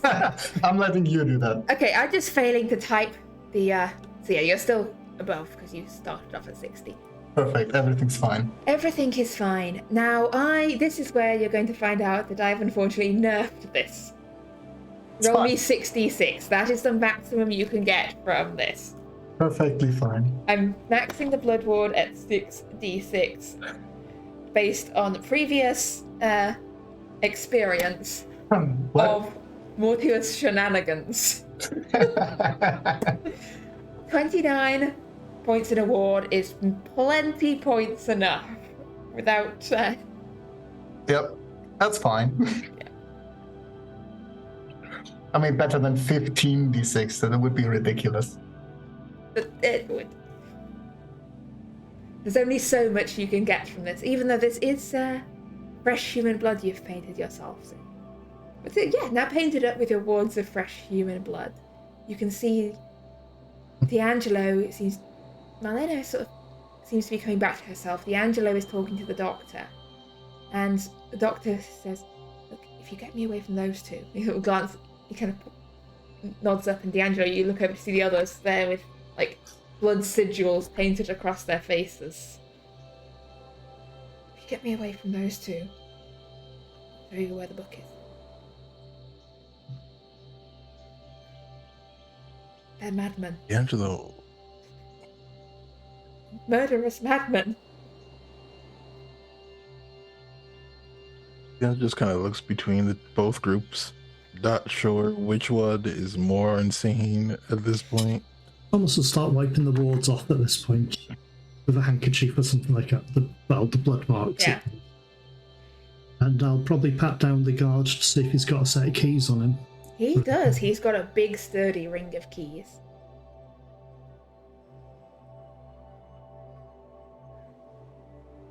Unfortunately, I can't exactly trust you at the moment.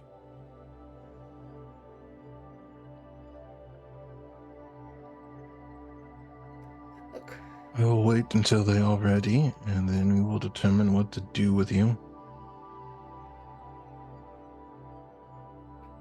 he's trying to like pull himself up into a sitting position, and like looking around. He's realizing that he's very outnumbered in this situation. You see his eyes sort of flickering across, and keeping mostly sort of focused on Johann and Thomas, who he seems to regard as more of a threat than Deangelo, it seems. Rightly or wrongly. Who told you about this magic? Who gave you this book? Why do you think it will work?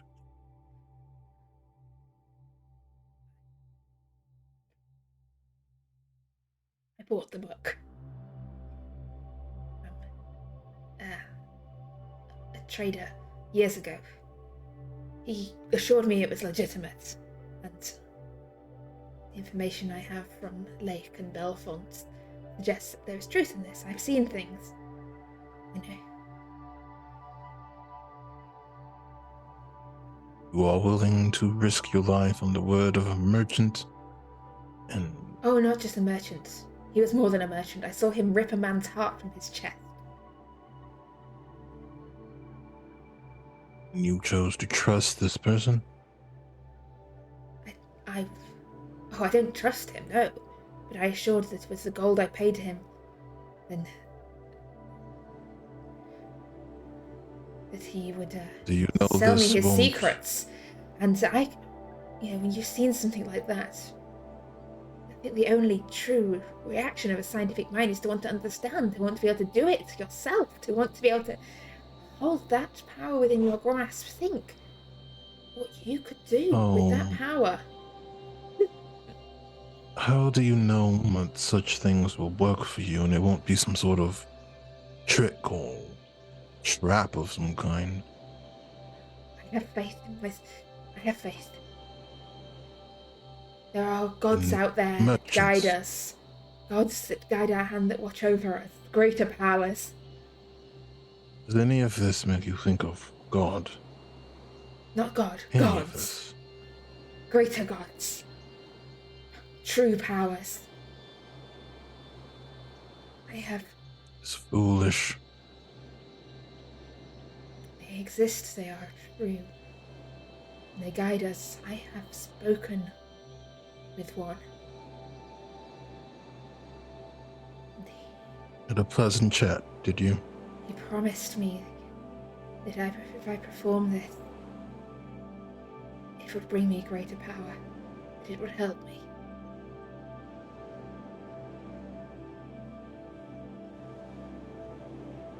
Foolish. There was little he You asked me feel to- more powerful?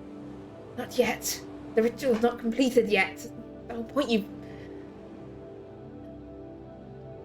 We can still do it tonight. You can take part in it too. You too can partake in the bounty and the power on offer. You might not even be alive tonight. If you kill me, then you lose your chance at this. I'm assuming this is all within earshot of us. Oh yes, yeah. Now you have finished dabbling in blood. So, what was this book called then?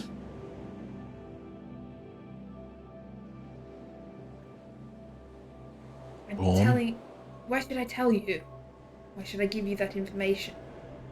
Well, I've got no interest in books. I'm not exactly interested in reading anything. I'm just curious what it was called, what language it was, and how you ended up buying a book like that. Those sort of books shouldn't be just available. Don't go to your local... If you know who to ask, if you know where to look, you can always find what you're looking for. Don't just go to a Find local anything. bookstore and find all these weird books. No, I didn't go to a bookstore will not sell you such things. If one talks to the right people, if one finds the right contacts, one can find people who will sell you anything. People who have this knowledge. I'm surprised anyone would sell that sort of information. Some people will do anything for money. While this is going on, I'd sit myself next to Mr. Belfont and just ask him, do you know what book he's talking about? And he looks at you. That was the first time, like, properly looking at someone in this situation. He goes, the man's entirely mad. I mean, I'm not even... he's certainly looking like it. That's a damn book. Look. If it's somewhere, it'll be in his office. Can I ask you a favour? Whoever you might be. Look, I'm very confused about what's going on here. Sure. Would you untie me and let me out of this, situation? Like... That's a difficult question, right? How is it difficult? Like, have you Oh. it's holding me here? Like, I have. The problem is I also he just have tried to heard- lock you up in here. Yeah, I know. That just means you need a new warden, not necessarily that I should let you go. Well, just kill me then, or something. Just please. I think I want to Look, see how trustworthy the guy is. Give me a psychology roll.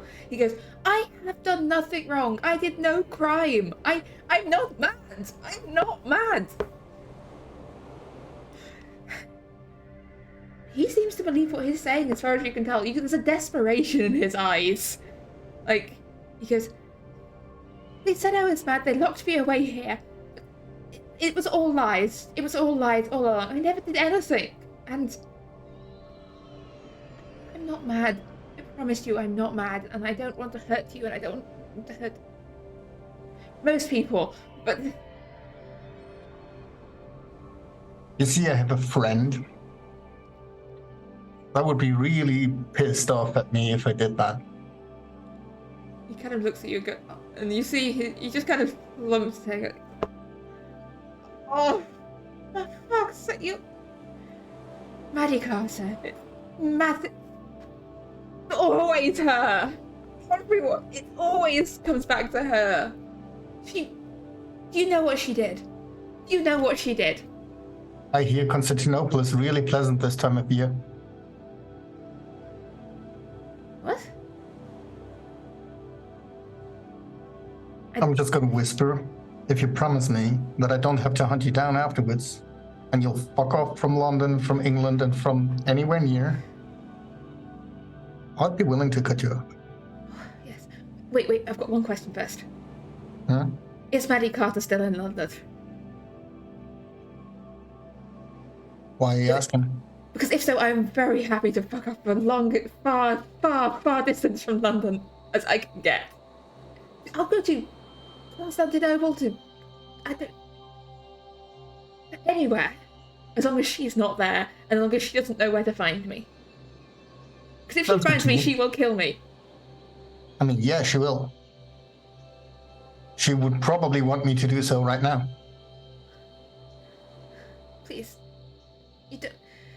I don't know. That woman. She killed my entire family. She burnt down our house. Yeah. And when I tried to tell anyone about it, they locked me up in here. They said I was mad. Because obviously, it was a gas explosion. Like, 10 years ago. I have been here for almost, 8 years, 10, I've lost track of time. I never did anything to her. I met her once, I believe, on the day she burnt down my house. I never laid a hand on that woman. I never hurt her. And every few years, she sends someone here to visit me, to threaten me. All I want is just to get as far away from her as possible. Please.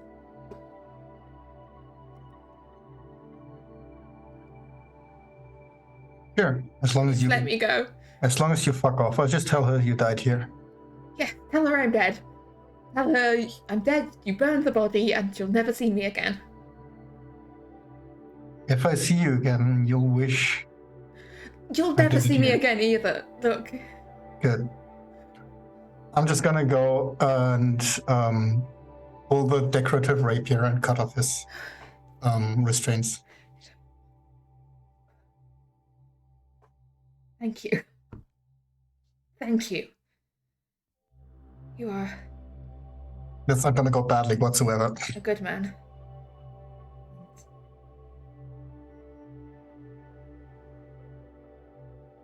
Look, I don't know. The doctor is insane. Whatever he's doing, I know that you've got some knowledge about what's happening here, about like the day gone cold. So everything I know, the doctor knows. Everything. Everyone talks in the end. And I didn't. My father was obsessed with it, with understanding it, with power, with magic, with all of this nonsense. That's why he married my mother. That's why he did everything he did. He wanted power. He wanted. Why am I even telling you this? You're the same. No offense, but I saw what you just did. You are all I the understand. same. You don't know when to leave well alone. What should be left alone? Is Charles Belfont standing up at this point or still sitting down? He's probably actually sort of stood up and like just gesticulating. Well, from where I am, probably by the doorway, did you want to step out of this cell? Because Please. please step out and we can put the new patient in there. I'll gesture towards the head guard. Yeah. And, Well, the head guard's dead. yes. Just to get him out of the Yeah. corridor, just drag the body in. Just leave this Well, it's smear of blood. going to leave a trail of blood, isn't it, anyway? Yes. Oh, what the hell, just throw it in there. that's fine. Well, just drop the doctor in there.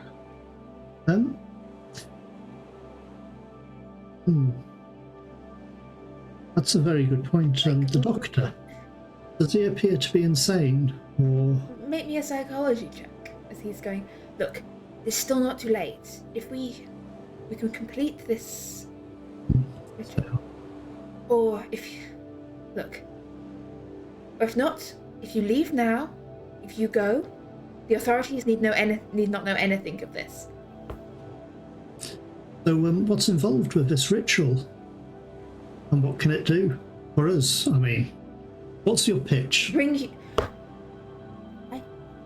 Whatever power you've drawn upon to do what you just did, to seek power, it will grant you more strength, more power, more knowledge.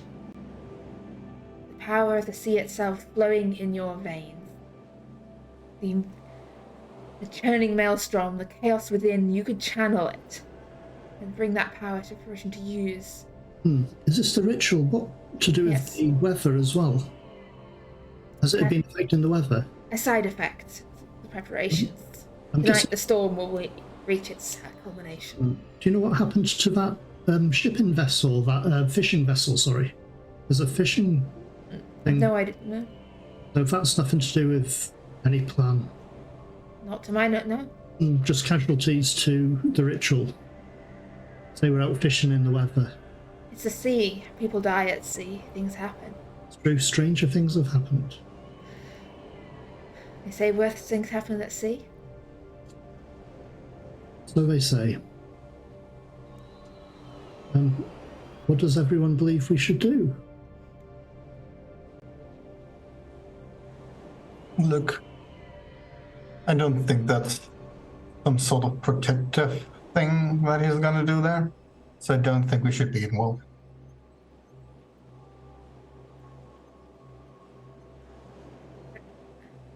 If I may speak, this is Marlena. Sure. I did come here to prevent a great storm.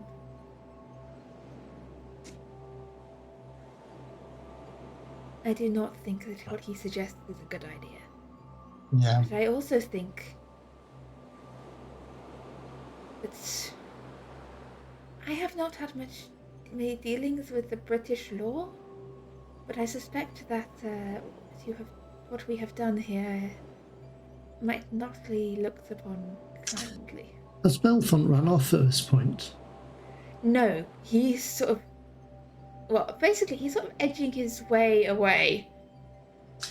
Well, I have an idea. He's actually kind of unbuckling and undoing like this straight jacket that he was wearing, probably thinking that's not the wisest clothing to go wandering out. Charles Belfont is planning to leave the country, I believe. Leaving London, at least. Yes, the country. though I have no money. We all have that. That's no problem whatsoever. And no papers or anything. That's not a problem either.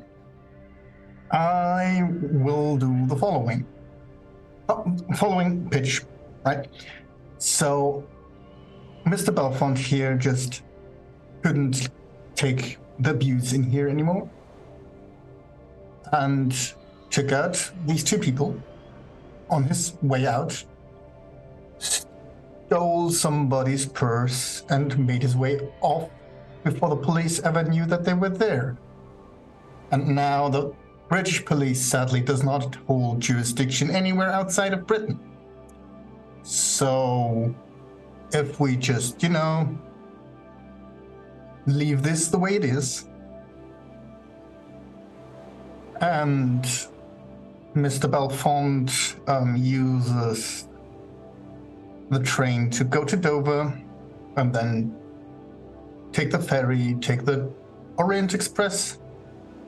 How much money are you proposing to give me? Oh, that's not the... Look, I'm just gonna grab in my purse and hand him an absurd amount of money. Okay, I'm going to say give me a credit rating roll. This is essentially for how much cash do you have. You've always got some cash on you, but this is, do you currently have an absurd amount on you, or just your daily amount? You've got a decently absurd amount. And I'll hand him that, and I'll tell him that we could get a German passport from the embassy with a new name and his face, so that at least that part of the trip is fine. He should not travel through Germany because his lack of German language would probably... I don't speak German. Exactly, just travel outside of it. But how long would that take? Like... It's the only way I can get actual paperwork to you. Yes. Diplomatic immunity is dangerous if I do that. I could, but that'd probably fly right back in my face. Yeah, the police here would assume an inmate did this.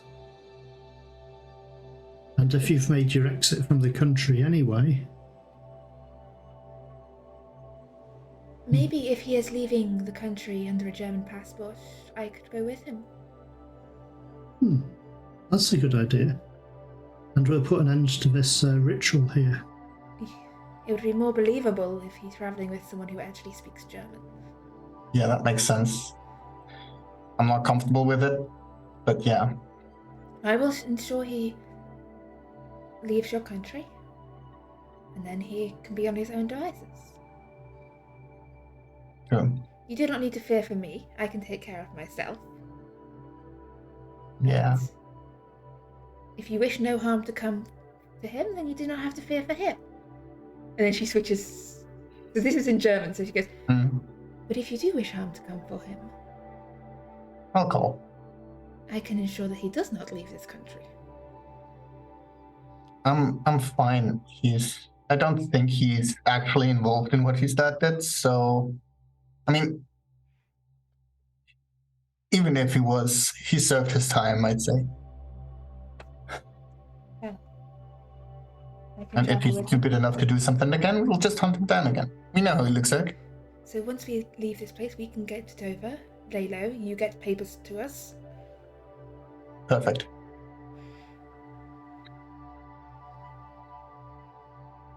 There is one loose end. Tighter. The doctor.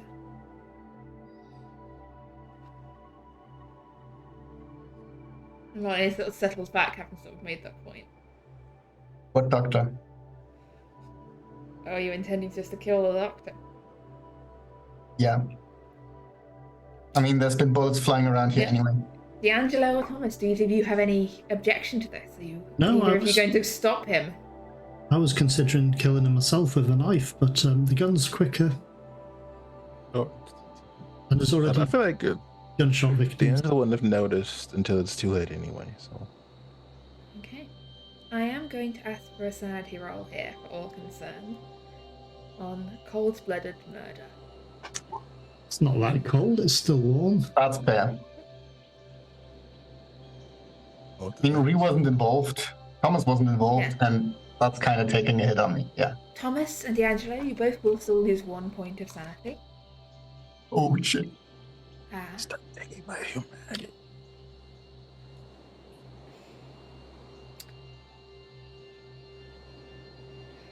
Johan, the last words the doctor says is, please, no, wait, you don't need to. Roll me 1d6, please. This is murder Nice. of an unarmed man. You lose 3 more points of sanity. But I believe you are still above. Let's daily get limit. going. I'll No search sanity roll. doctor's pockets for any keys or papers, anything extra he has. Yeah, you can. Write it down. He's got a ring of keys. Probably his office keys, more than likely. Yes. Like cabinets or something like that. Yeah. And probably put the body in the cell with the dead guard and lock it up. I've got all the keys. Yeah. Lock the door. Should we try and find his office to see if we can find this book? Yeah, let's ransack the place. Okay. But it's the matter of the nurse wandering around as well, but If we're quick enough, she hasn't seen what happened, and if she's smart enough, after the gunshots, she would not come down here. it's very And if tricky. she does, I'll regret it. Well, to be fair, she hasn't seen anything that's happened here, so we could imply that Charles Belfont. Yeah, Um, Can I please not also murder a nurse? exactly. That's the point. Let's Exactly. hope that there's no reason to do so. Let's go. She hasn't been involved with it, as far as we know, except potentially trying to drug us. But she was just doing what she was told, as far as she knew. We might have been patients. But yeah, let's try and find his office. Let me get out of here. Yes. We'll grab what we can, make sure this ritual thing doesn't happen. By the sound of it, he needed to finish it today. So it may just... or tonight, so it may just wind down. I think whatever he was trying needed him to finish it. I hope. But let's try and find his office, find if there's a particular unusual book, and my preference would be to burn the book, but to make sure this thing doesn't happen again. Yeah, I'll give my gun to Belfont and tell Madeleine they should leave beforehand already, Did you so not... that they don't catch Belfont. Wait. Shall we go on foot then? Are you taking the cab? Oh yeah, that's a point. We have the cab. I forgot about that. Well, let's just get going. So the three of you with then Charles and Marlena sort of following behind head up to the doctor's office. Which is locked, but you have the key after a bit of fumbling around the ring. Once we're in, I'll lock it once we're inside as well. Okay. Oh, You good. can see there's shelves with files on them, various cabinets, and his desk with still with a cup of cold tea on it. Let's place the place. Are these cabinets in like alphabetical order? I'm assuming they'll be patient files. The patient files are in alphabetical order, yes. I'll pull out the files for Belfont and mention Dr. Lake. Yeah. And just have a quick look through those, see if he's made any notes about this ritual. So is this where Belfont's still in the room? Or you locked him out and Marlene are outside? Now everybody in the room. Everybody's in the room, yeah. Everyone together. Yes, you're not seen. So Belfont's file is actually like 3 card folders stuffed full of things. There's not a fire here, is there? Not current. There is a hearth. It seems to be. No, actually, no. There's probably radiators in this place rather than Not a fireplace. not a fire. Actually, I don't know. I'm trying to think at the moment of the time. No, actually, yeah, it'd probably still be a fireplace. I'm trying to think of the timeline of the introduction of central heating, but I think this is still a fireplace. Still smouldering in the corner because it's quite a cold, rainy day despite being summer. True. I'll just have a quick flick through these particular files and see if there's any information about this ritual, any weird mythos type stuff in there. Okay, give me a library use roll, please. And Johan and Deangelo, what are you doing as Thomas is reading patient files? The rest of the books around. Just flick through those quickly, trying to find something that's Okay, give me a library use roll. I think problematic library use potentially. or spot hidden if you're like hunting for hidden things, or library use if you're trying to look through his files. Your choice. I mean, if I'm at 3 luck, that's also fine, right? I'm spending the last another 6 points of luck. You know I'm going to end this session on a group luck roll. You do know that, right? Yeah, I know. You spontaneously combust. That's what happens if you hit 0 luck. I mean, I still have 3 points left. It's gonna be fine, right? So, See, Thomas- I that roll, so I can't find the information I'm after. yeah, looking through the file, Thomas. So essentially, you have the choice. All of you that have failed, apart from technically Johan because he's succeeded with luck, is to push this by spending more time here. However, the risk here is that someone's just going to find you here. No, it's okay. What I was planning to do was trying to find if there's any information about mythos or Doesn't seem to be anything about mythos or rituals at all in here. There's a lot of notes made over years in more than one set of handwriting, especially in the Belfont file. And there's just a lot of notes and a lot of interviews, a lot of things. Yeah, I'll just burn both those in the fire. I won't pick and choose what I want to destroy. I'll just burn the lot for safety reasons. Some of these are replicas. Poor, someone had to replicate all these files after the previous Belfont files were stolen. Yes, I realised that about too. It's like some of these you see like copy written on the top and like replica, like original. You see actually a lot of notes going original files lost because yes, someone did previously steal Charles Belfont's medical file. And it just needs to be a habit. can I just search the room to see if there's like an old mythos book or a hidden safe or something like that? Would be a spot hidden? Yeah, that would be a spot hidden. Unless there's an obvious safe behind a painting or something. No, there's no paintings in here. No obvious safe. Hard success there. But as you're sort of rummaging around, you do find there's a hidden compartment. So you're going back through his desk drawer, and, like comparing the size of like the desk drawer to the size of the inside of the desk drawer. The two don't really match up. And as you're looking through, it seems to be like the bottom of this drawer will lift up. And there is a little compartment beneath. And That's interesting. there's like an object wrapped up in oilcloth there.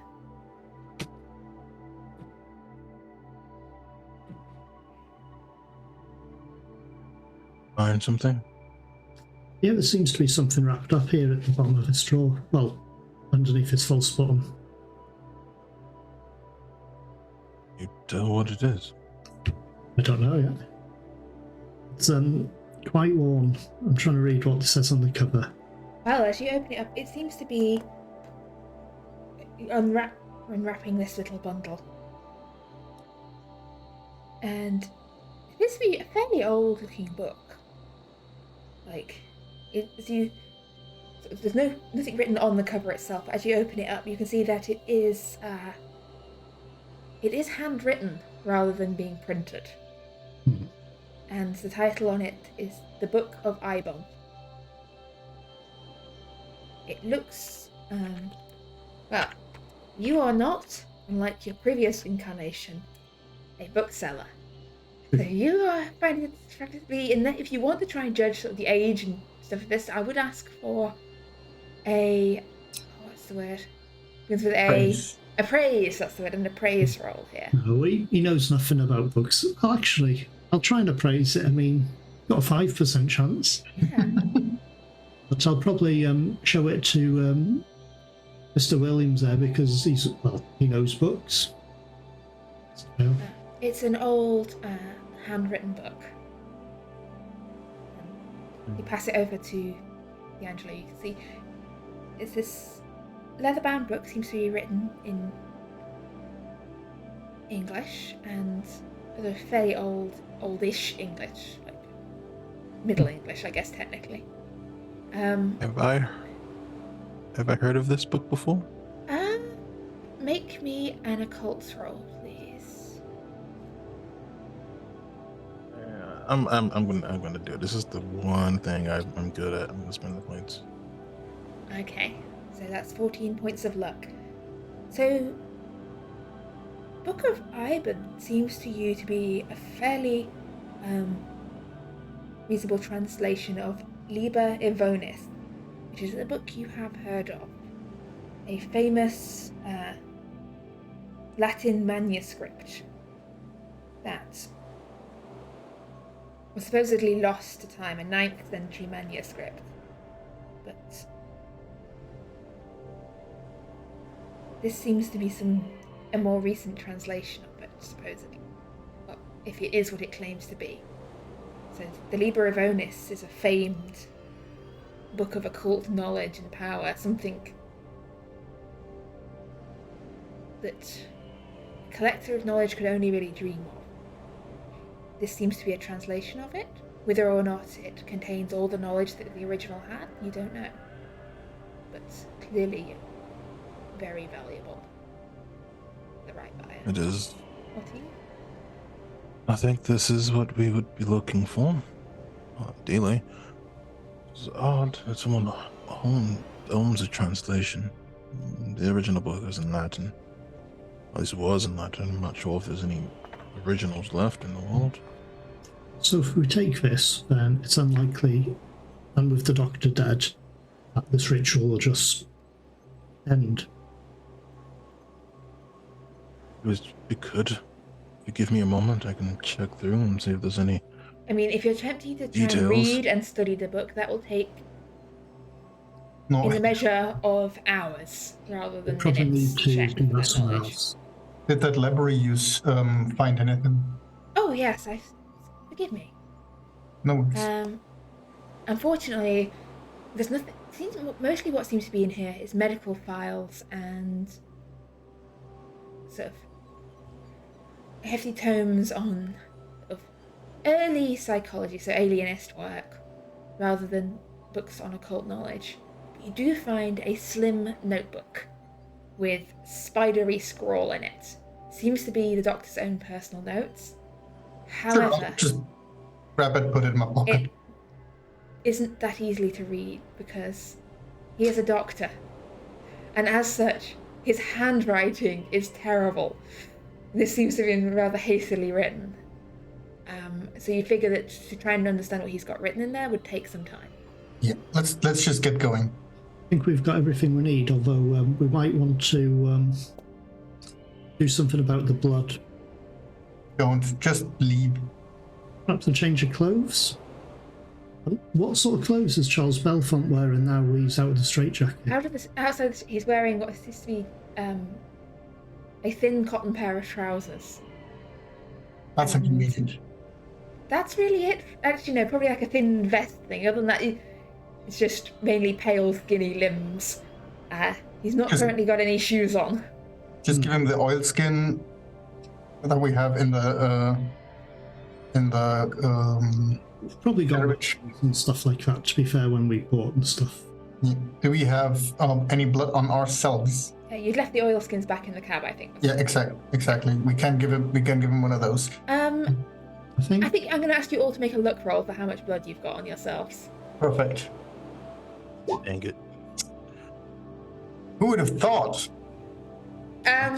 You've all got a really good proportion of blood on yourselves from various like splatters, but Johan somehow, I mean, Deangelo is probably the least blood covered because he was the furthest from the fighting and also did not then follow it up by engaging in a blood ritual. Johan and Thomas are both covered in blood. Like, I'll probably try and clean as much of it off as I can. I'm assuming this doctor doesn't keep a set of, like a jacket or a spare set of clothes in his office. give me another luck roll. I was going to say, because if he's got a jacket, then I'm going to make this a group luck roll, actually. A group luck roll. Oh, Yeah. Lord. I was going to say, because if he had a jacket... Weird. No. That is a group luck roll means the person with the lowest luck is rolling, which means you're all at the mercy of the luck of Johan. 3. Well, that happens. Doesn't seem to have any spare clothes kept here. Oh, it's fine. Let's just get going. Let's just walk outside. It's raining like hell. We're gonna just shower a minute. The blood, like the blood looks like they were sort of spreading out these pinkish stains on your shirts. Try and wipe off as much as I can off my face and hands, obviously. If I got any blood on there, I'll wipe it off. That should be enough to sort out. The clothes we can't really do a great deal about. Yeah, as you step out into the Deangelo- rain, like, yeah, washing the blood from some of you, from your face. Well, actually, should we get someone to get the oilskins out before Charles Belfont is brought out, and we can get Just someone go. to... Can we just go? If we go to the coach, You're someone like can shivering in the pouring rain. bring him back That's and just- cover him up. He's gonna our cab driver's gonna need to shut the fuck up anyway. Because he'll have additional passenger, he'll see us in probably some still bloody clothing. We'll have to shut him up anyway. Oh well, let's escape. Let's get out of here. Yeah. Yeah, soaking wet, you make your way to the cab. Yeah. And Tony looks over the 5 of you now. Yeah. Hi, Tony. I don't think I have to explain that to you, but it's probably best that you forgot this. I'll just throw him an additional fare. Give me a credit rating roll for how much money you Wait, have you already given Charles some money, or are you waiting until he's got I'll pockets? I think I'm waiting for Charles's money once. I'm gonna say Pathways. this once is a they're- credit rating, which is gonna determine whether or not you have advantage on the persuasion or charm roll that's going to follow it. That's a hard success of the credit rating. You have a bonus on with a persuasion or charm, whatever you're using to win over I'm Tony, gonna go the for driver. charm with a bonus die. Yes. Extreme success. I don't see any extra people here. Yeah. Where to? Yeah, we need to get to the train station. Right away. then- Right away. Yeah, we'll hop inside, just put the oil skins on. You want to stop by the hotel first? I can pick up any bags you want. Yeah, that would be good. Yeah, I believe Mr. Williams has probably got some things to pick up. And then everybody in an oilskin Yeah.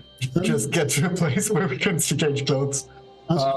As we leave the place, I'm locking it as well because I've got the keys. You're locking the front door. The poor nurse. She's locked the front door. So I'm supposed to be a very considerate escaped madman who locked up behind him. Do you think we should leave it open?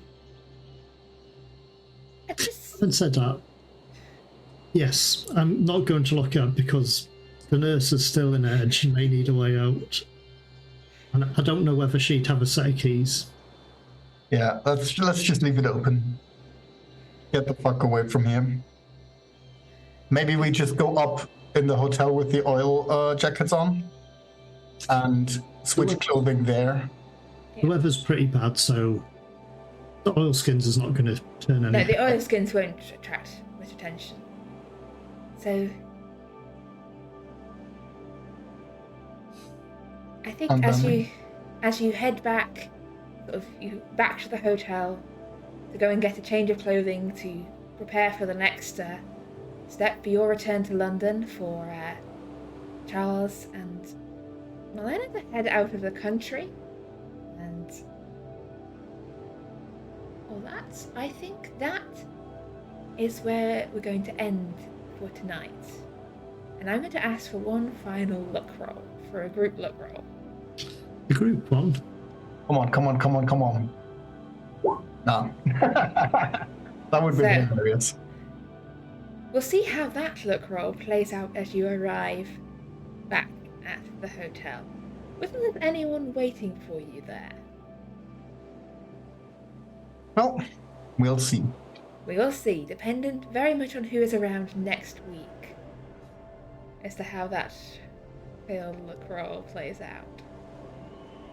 I don't want to say too much now in case player availability does not go with the right flow of luck. But all I'm going to say is things might be about to get explosive. So, we'll find out how that goes next week. I believe we do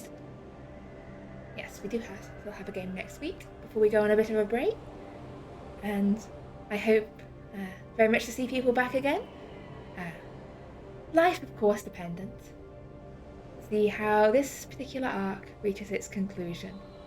The storm is still brewing, though the cause of it has been shot and left behind in Albrooke. But is there any more to play out here? We'll find out next week. So, looking forward to it. In the meantime,